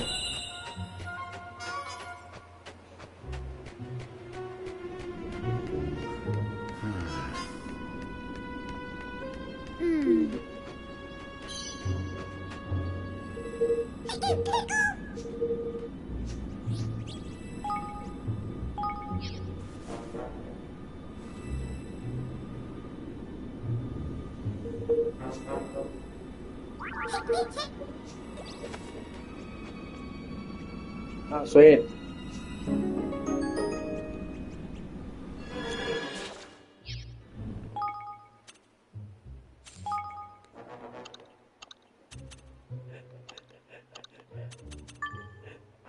Anxiety.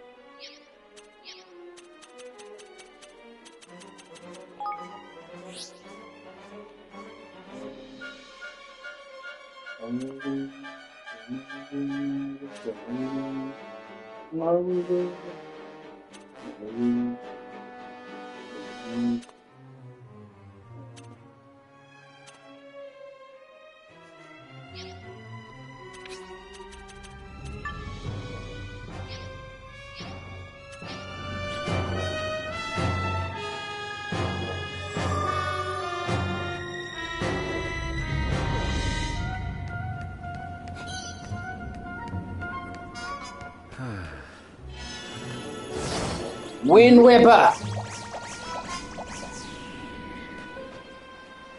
Whee!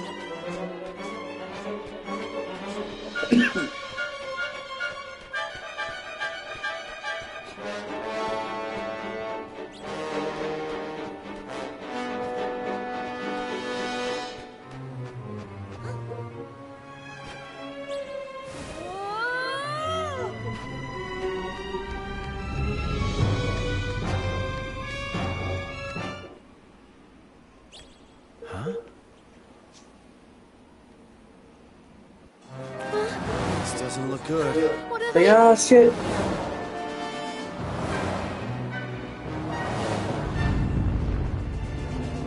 Ah!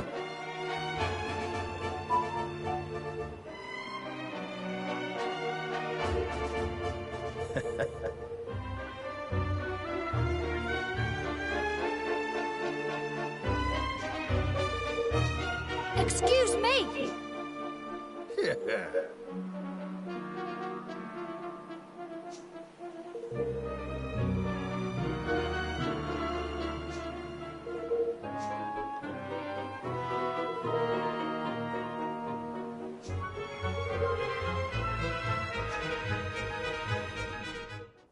It was nice to make your acquaintance.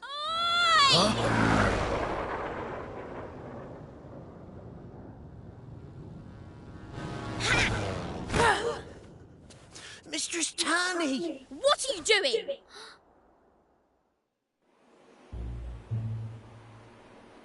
Taking the law into your own hands, eh? The boss will love that.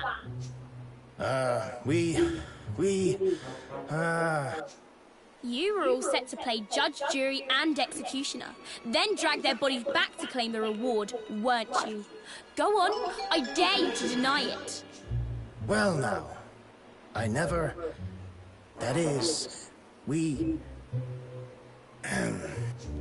I thought as much, but what happens to them isn't your decision. It's Batu's. Now take them back to base before I tell him you've forgotten who's in charge. Yes, miss.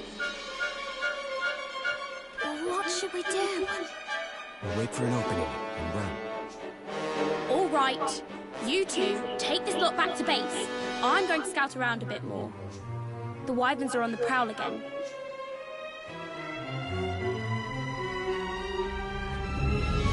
Don't worry. The boss is a reasonable man. Most of the time. How could he not be? He's my dad. What?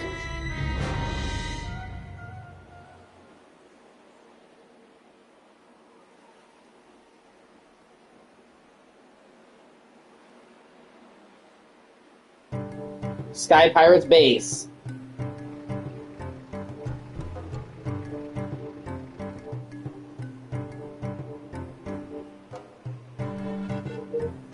This way, you dogsy. Arr, arr, arr, arr, arr, arr.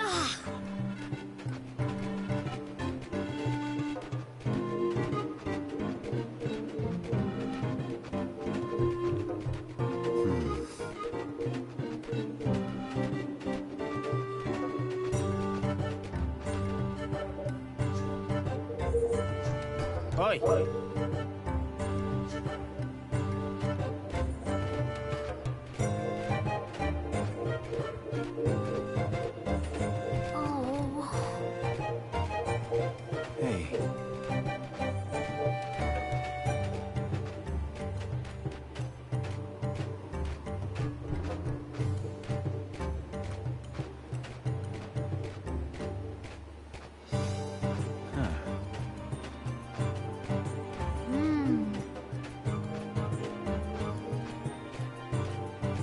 So, Aye.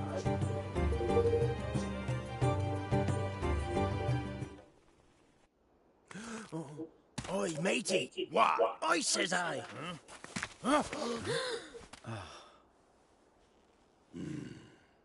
so, what do we have here?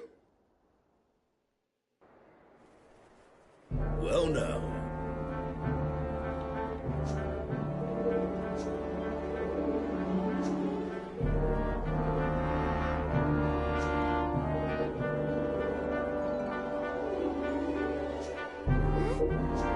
Hey.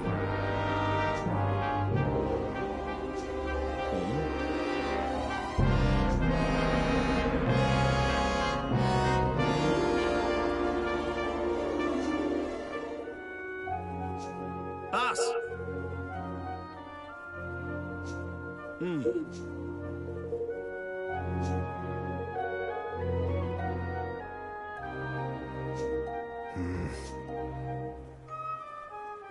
Oi!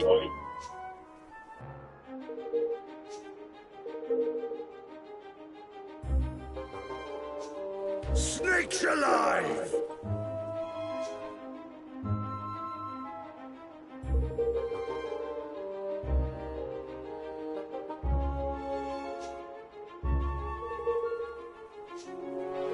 But... Oi. Now listen here. Excuse me!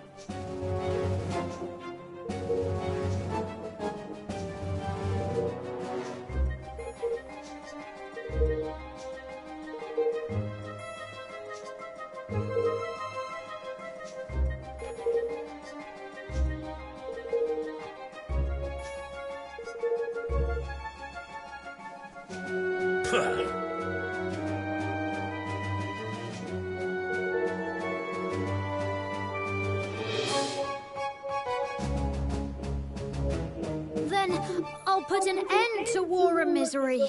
I'll unite all the kingdoms in peace. What's that now? Not just a king indeed, but the king of the whole blessed world, eh, lad? If that's what it takes, I have to try. And I can't stop trying until everyone is able to live happily ever after. So I can't let it all end here. I just can't.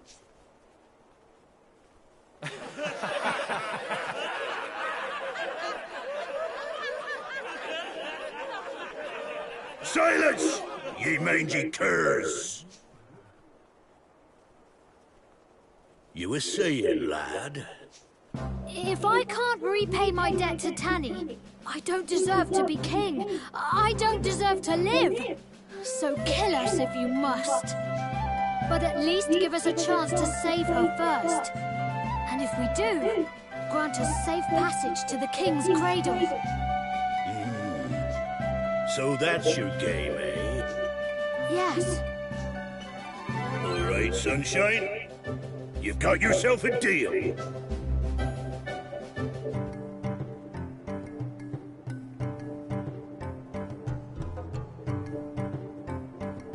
All right.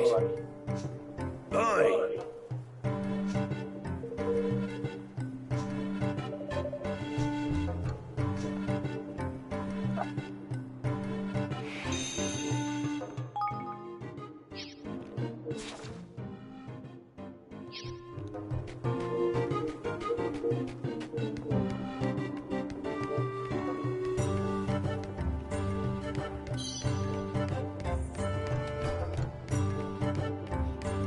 That's all.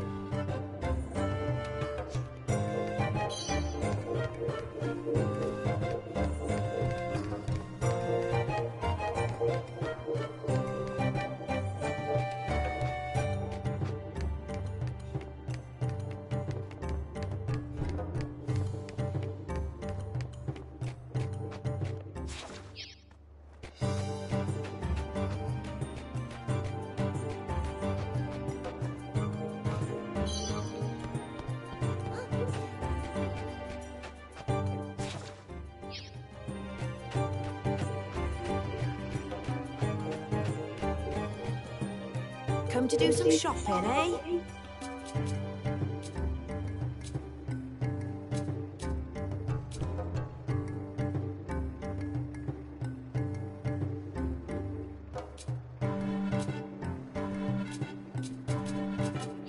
What else can I do for you? I'll be seeing you again then.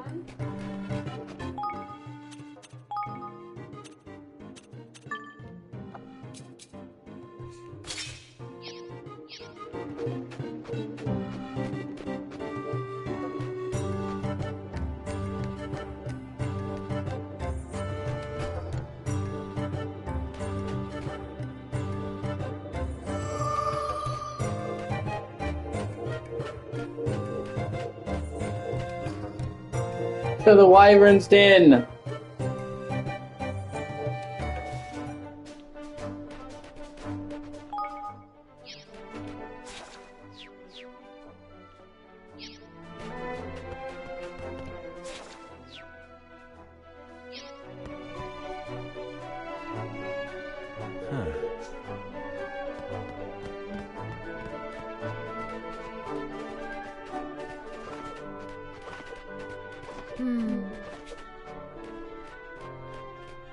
Hey.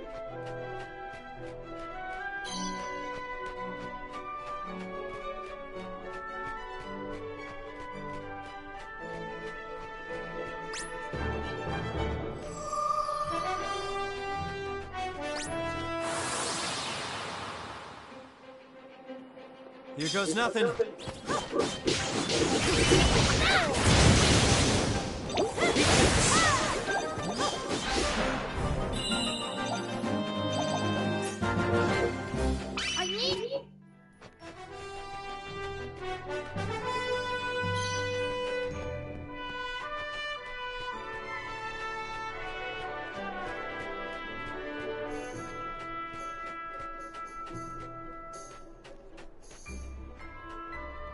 I can't get up there yet.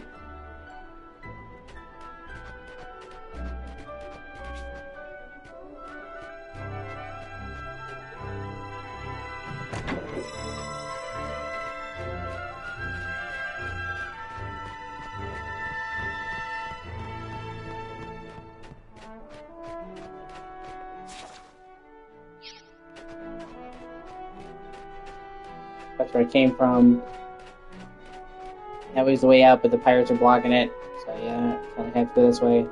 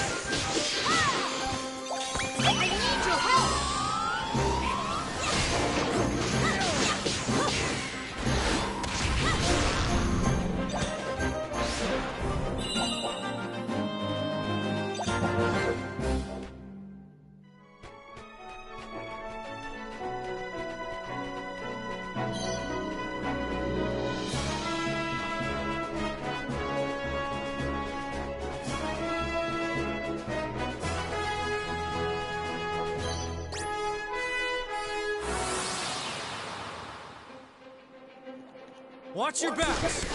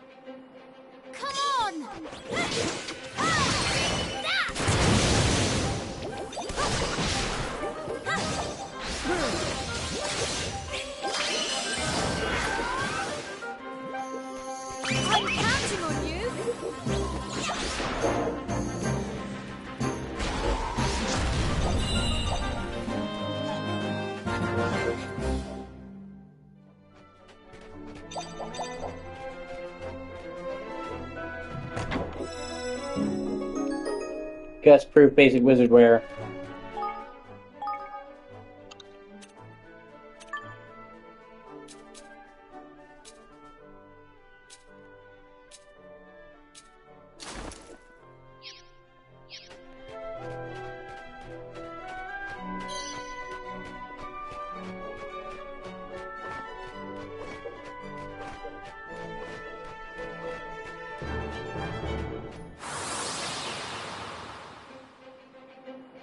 Here goes nothing.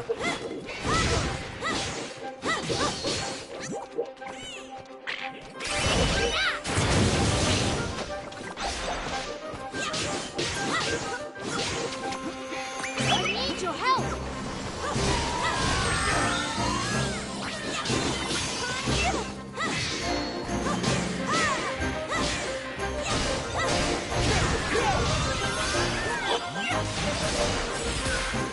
I'm counting on you.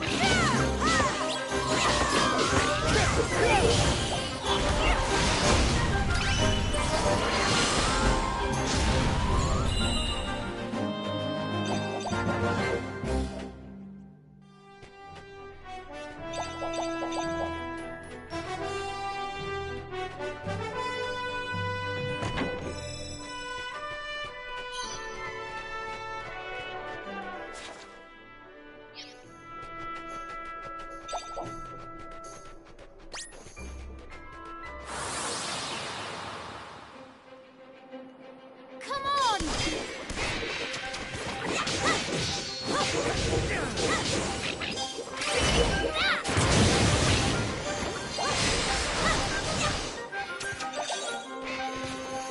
I need your help!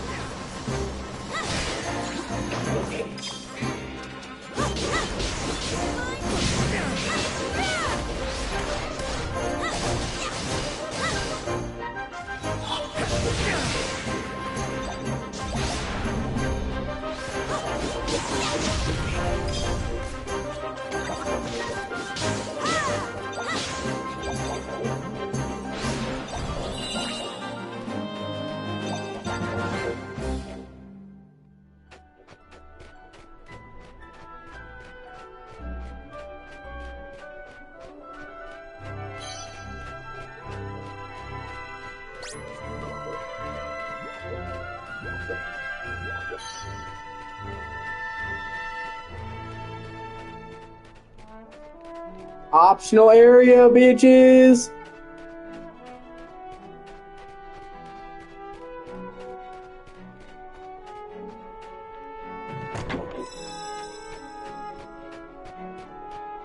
Crookneck Cavern.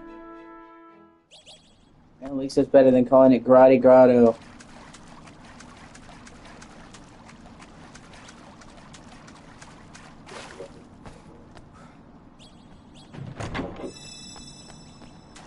Oh, sweet money. Like calling something that's like having a cave called Cave. The Cave. Like, bruh.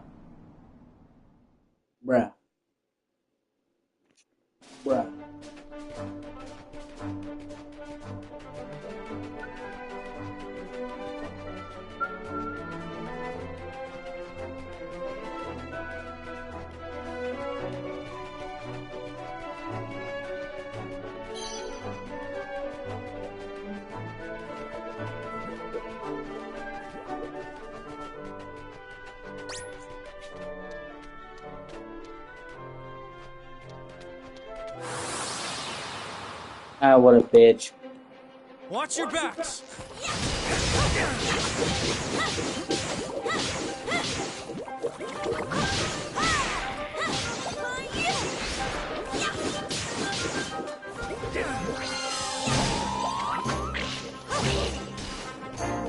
I need your help!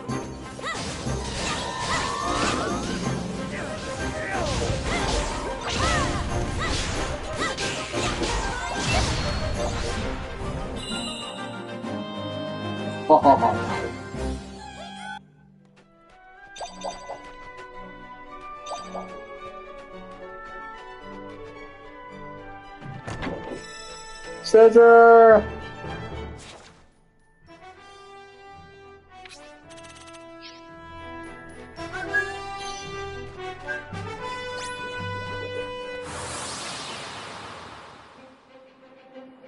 Here goes nothing.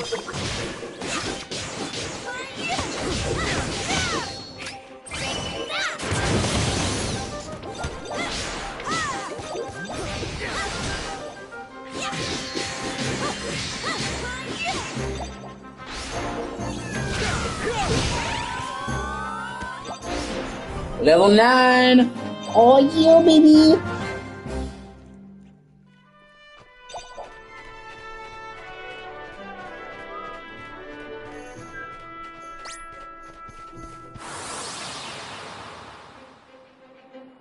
Watch your backs.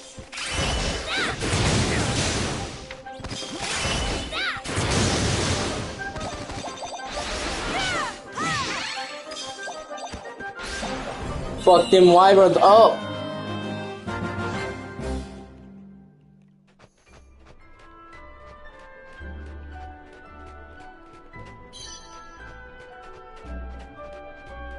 Oh shit.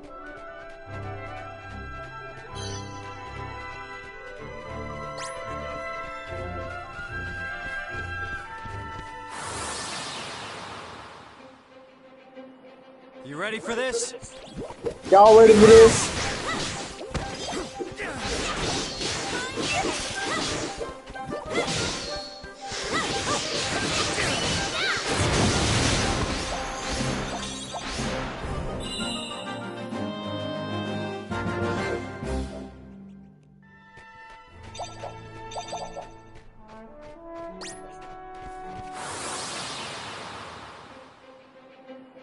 Here goes nothing.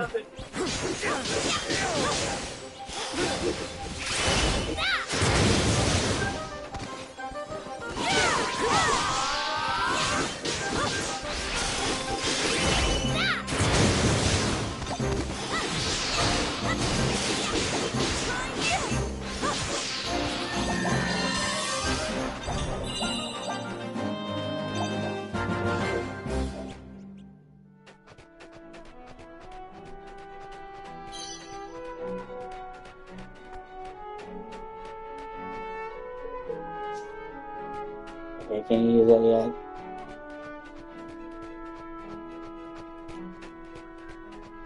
Ah, There's a wyvern's den!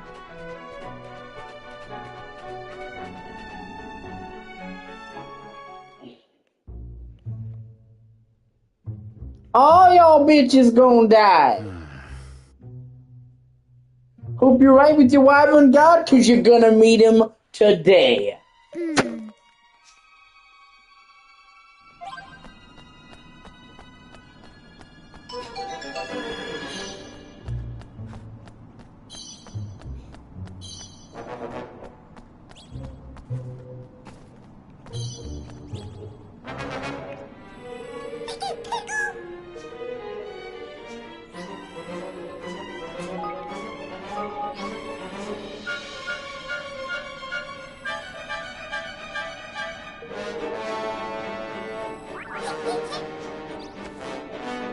Oh, sweet. Oh, the Tenebrous.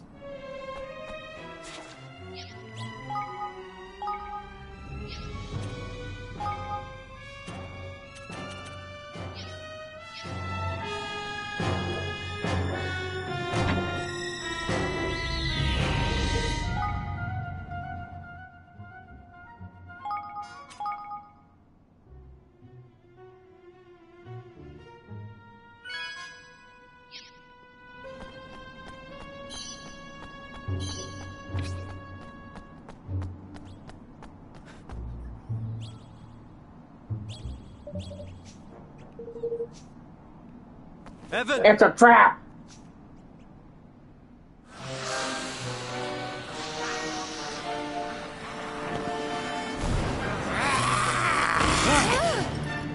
Wyvern Warlord, Broadwing Bringer, brother from above. What brings you here?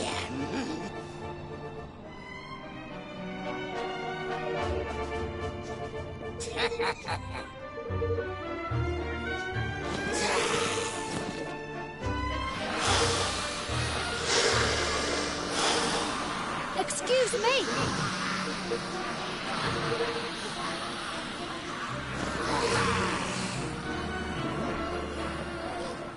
Careful, everyone.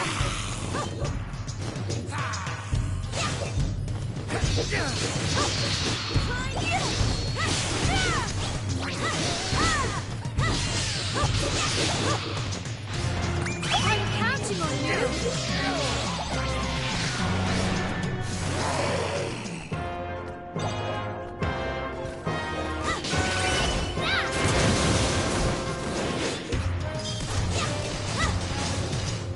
I need your help.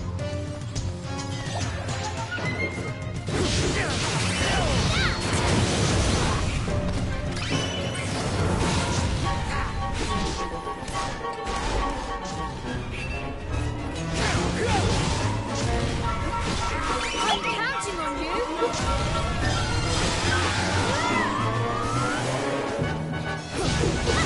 Let's go, man.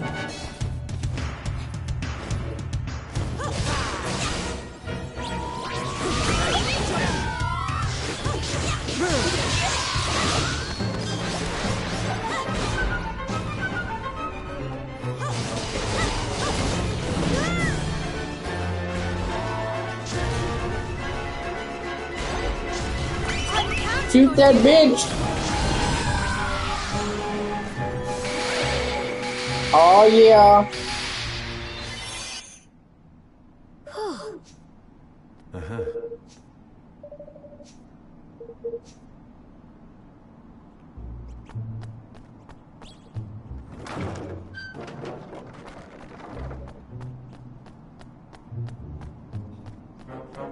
Tanny!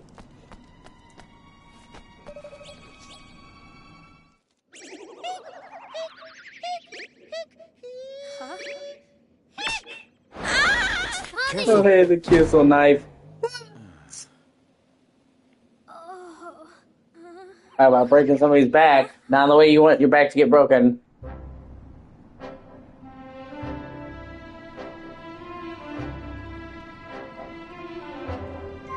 It's you! The little boy from before! What are you doing here?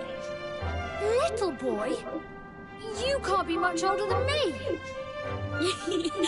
Alright, keep your hair on. Evan. My name is Evan. And I'm Roland. Evan and Roland, eh? Well, thanks for coming to the rescue. I didn't have either of you down as the reckless type, but you must be to have come here. Speaking of which, why didn't that grizzled old coward Batu come and get me himself? We made an agreement. In return for securing your freedom, he promised to grant us safe passage to the king's cradle. Really? He said that? Ha! I knew it! I knew he'd take a shine to you. You've got that same twinkle in your eye. Maybe he's a cat person. I most certainly do not. You most certainly do too. Oh, O.C.G.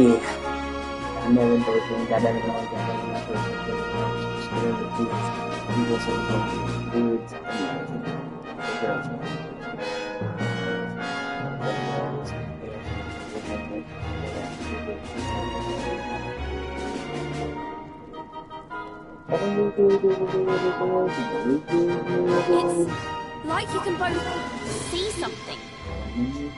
Something no one else can.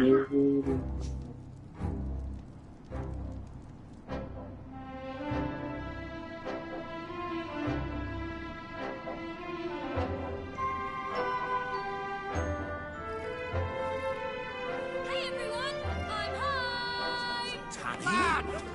She's back! Your Tanny's back! What, you say? So she is.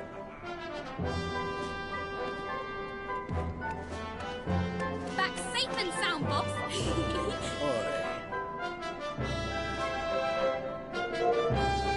Yeah. Thank you.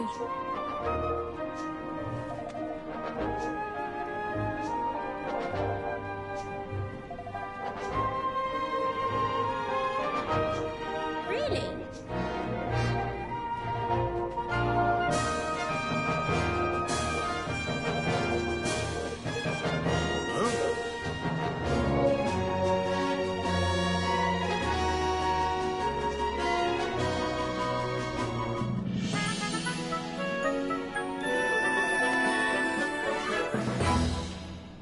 Yeah, you build a kingdom in this game.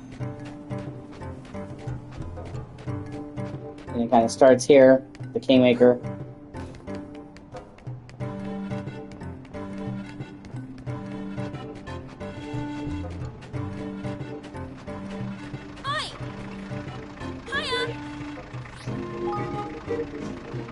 Everlad!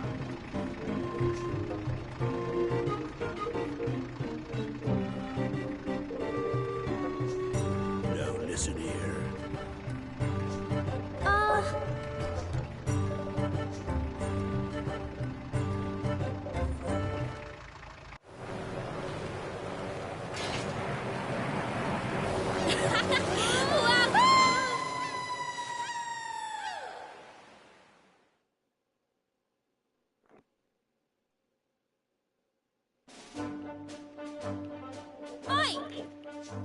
Wow.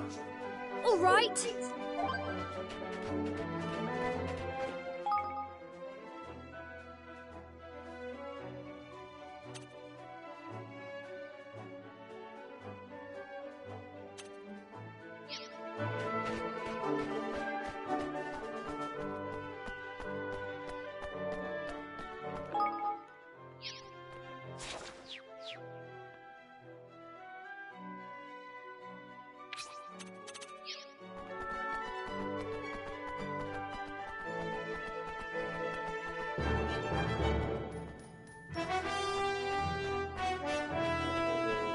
Cradle of Light.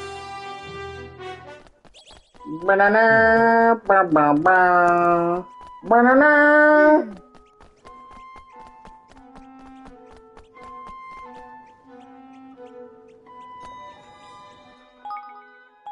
Oh, let me see.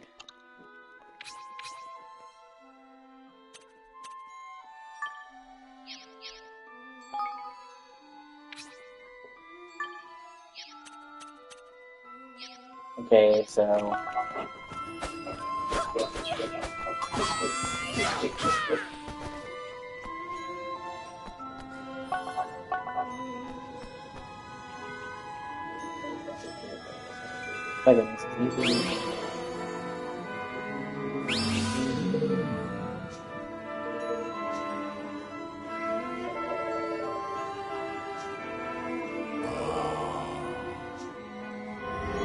the trial of knowledge and the trial of courage. Blimey.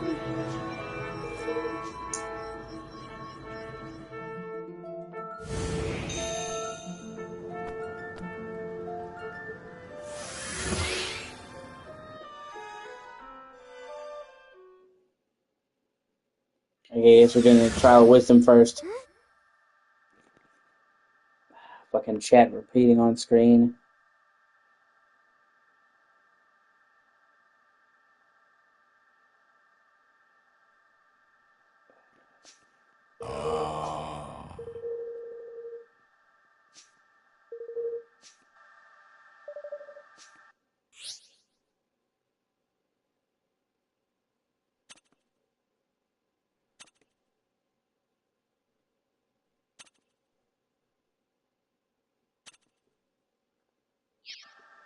Oh, so you can't retrace your steps.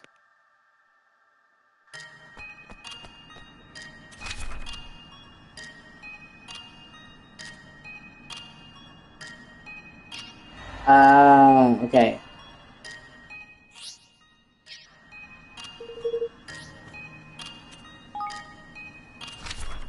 Rules over by an evil dragon, possess terror power, little boy.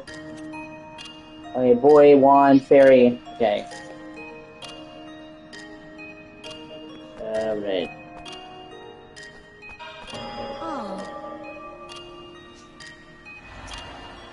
Okay. Gotcha. My bad. I didn't think that was one thing in the story. With boy, wand, fairy.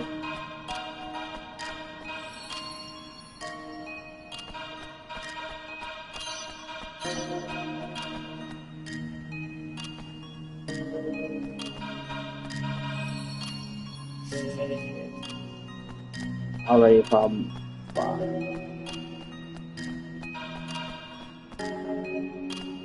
Oh, you can go top down. Wow, that would have helped to know that. Oh, I'm sorry. Make sure nobody said anything.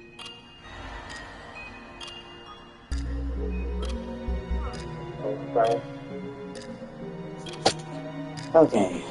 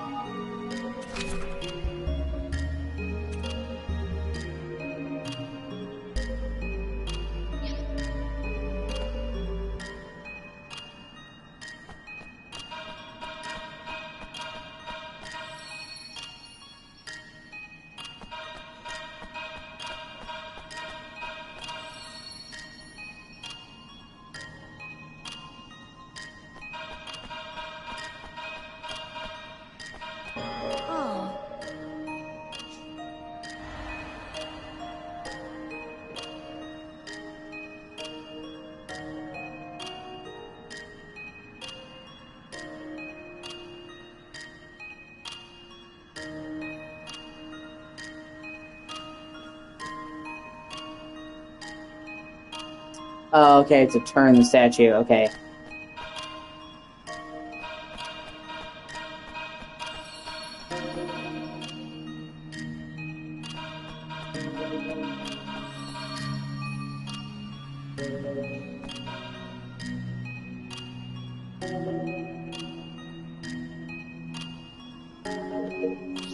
Okay, my bad.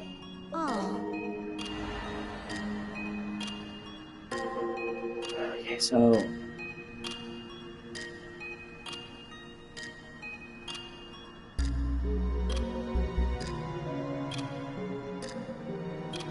That's the tricky part.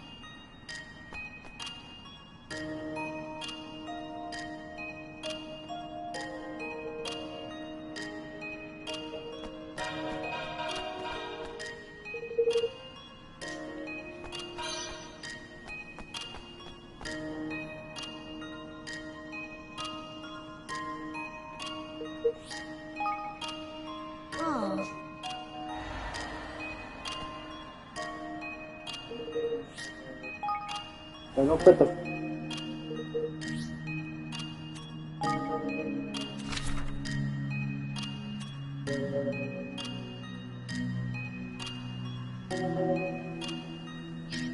Okay. I'm like 99% sure he's going to be facing him. Okay, so...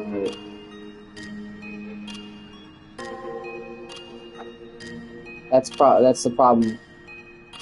Gotta go...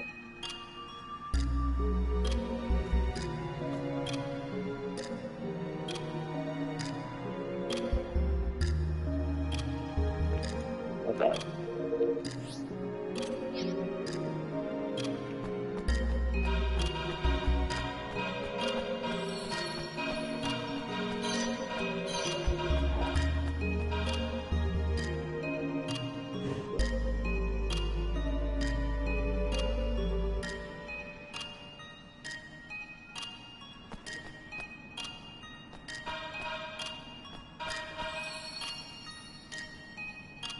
Fuck.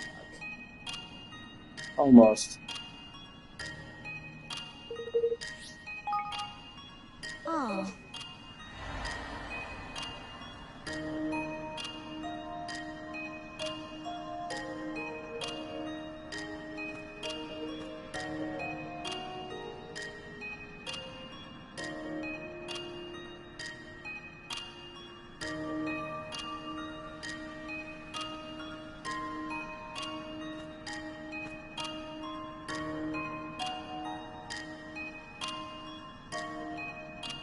so I have to start, I have to go there. The problem is, I have to turn that wheel first.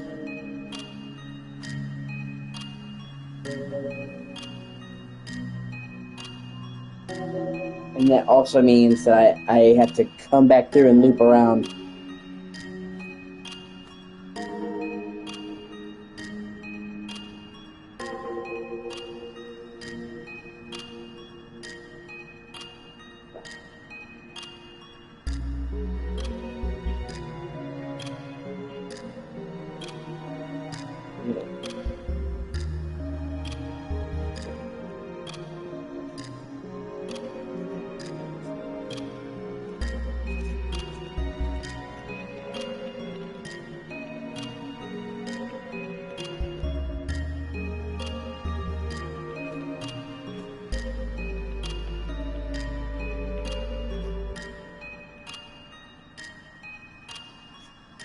Okay.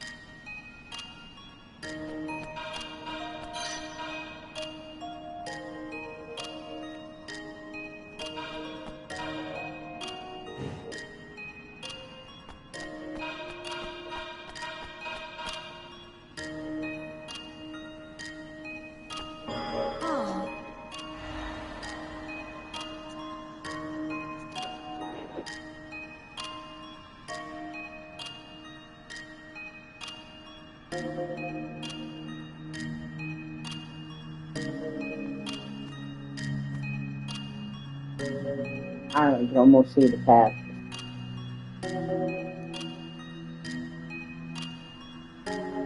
Okay.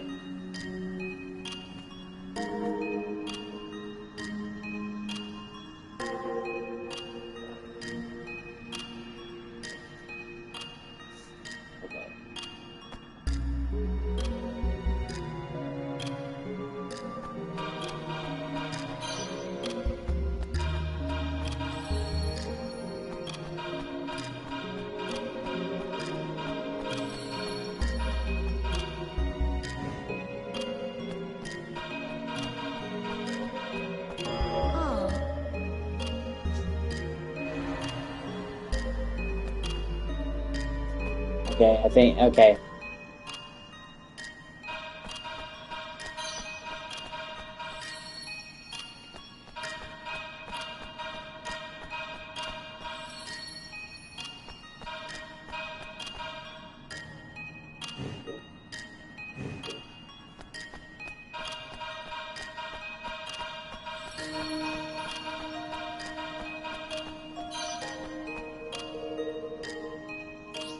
Oh, I need to collect all the bonus orbs. Fuck.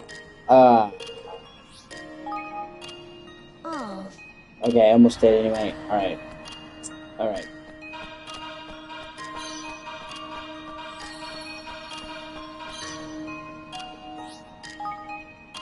Oh.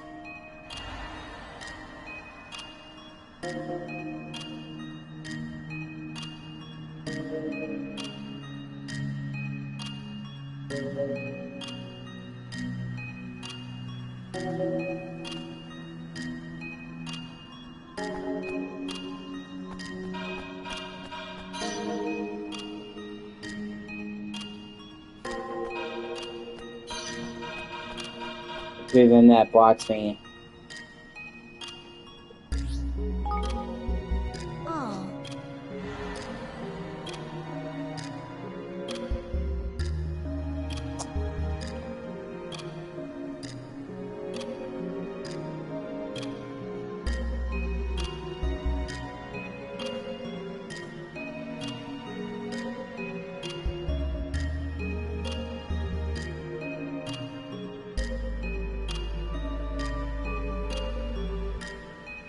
Okay.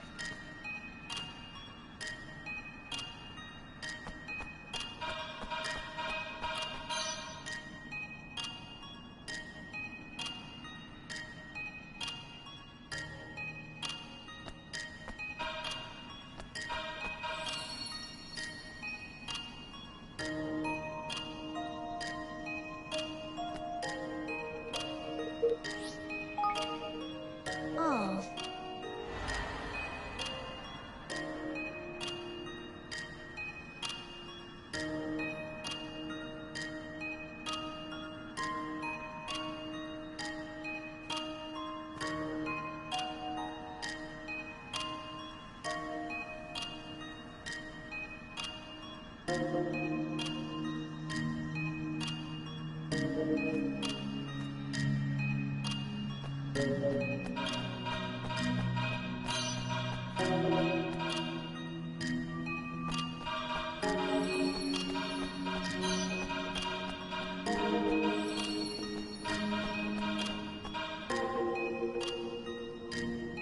Shit. Almost. Fuck.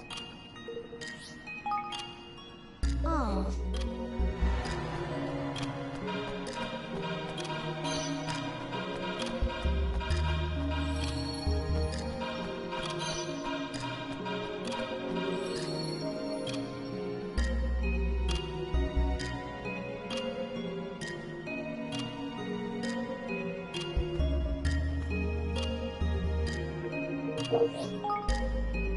Oh.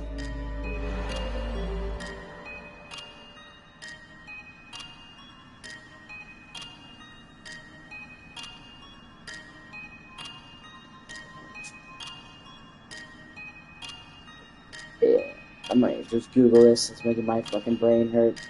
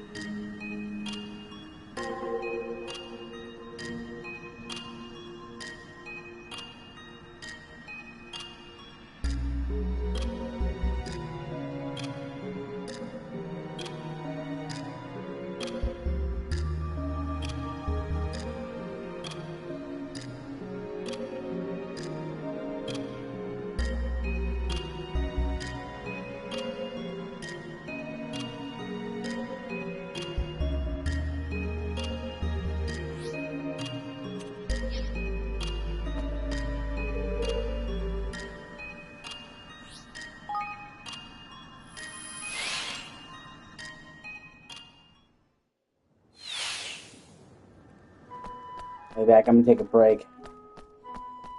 I'm hungry. I need to get something to eat. I'm doing my fucking head hurts. Alright, thank you for watching.